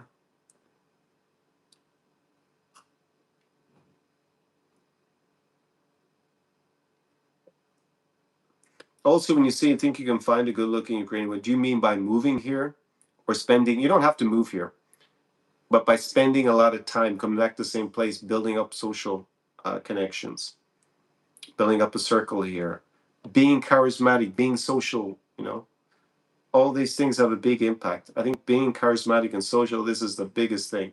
Of course, if you're poor, like overweight, no style, bad teeth, smell, I mean, of course, we can build up this caricature, then yeah, that's going to be obviously hard to overcome with the charisma.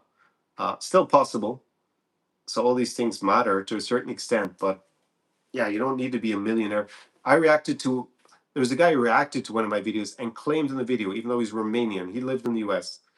He said that, yeah, you need to be making 7 figures to get the hotties in Romania. And I was like, what are you talking about?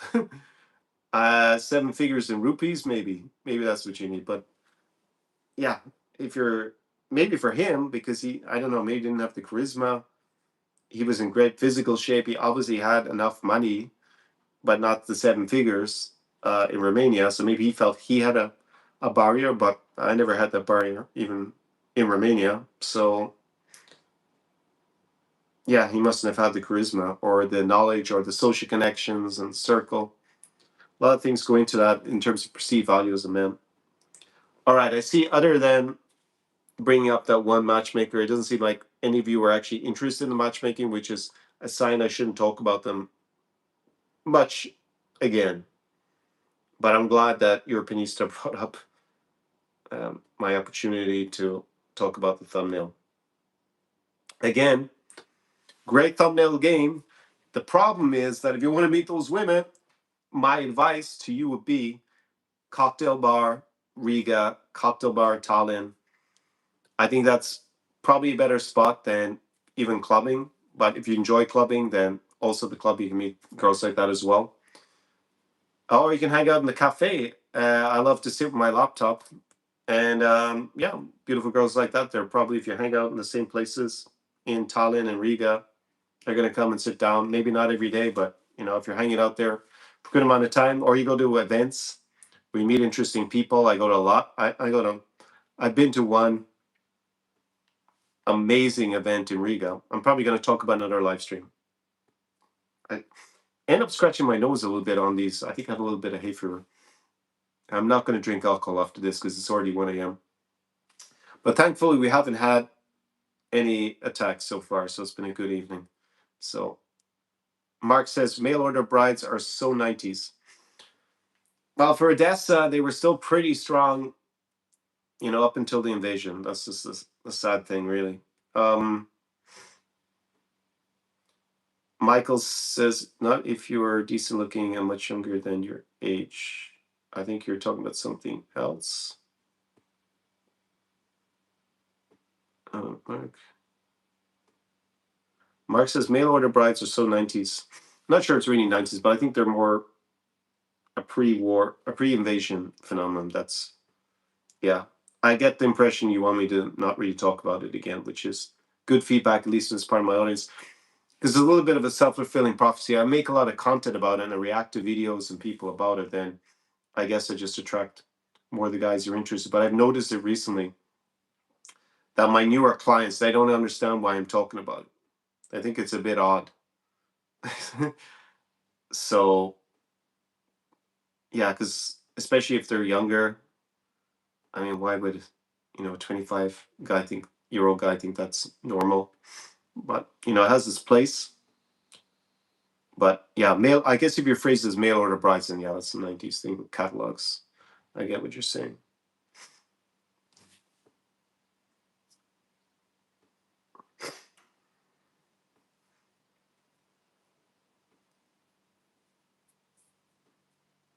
Mhm.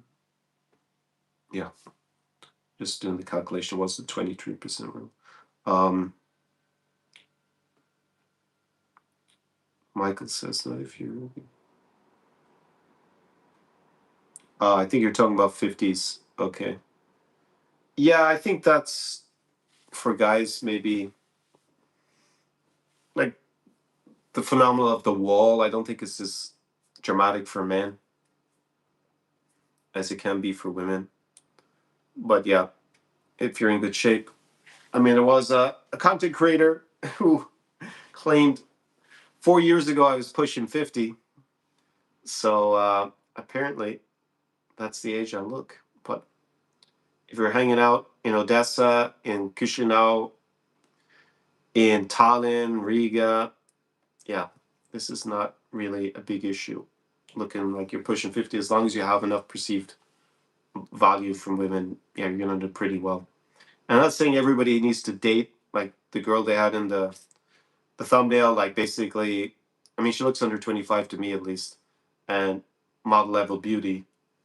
It doesn't mean that it's gonna be the happiest long term relationship, but for sure, I would recommend having as many high quality options within whatever spectrum you want to date, basically. Okay, it has been almost 4 hours, so I think we've had enough chatting for today. If you want to go deeper on these things and have a bespoke plan for your particular situation, so you can just save yourself a lot of time, a lot of money, then first of all, you can go consume a little bit more of the free content. You have the insiders resources. There are a few guides there, especially if you're going. You want to try the DIY, and go to the cocktail bar in Tallinn or Riga on your own. I did have one guy, and be interested to see if he becomes a client, because he bought my guide for the New York Baltics, and he was blown away by the talent of the places I recommended. So you have that link first. Then, if you want to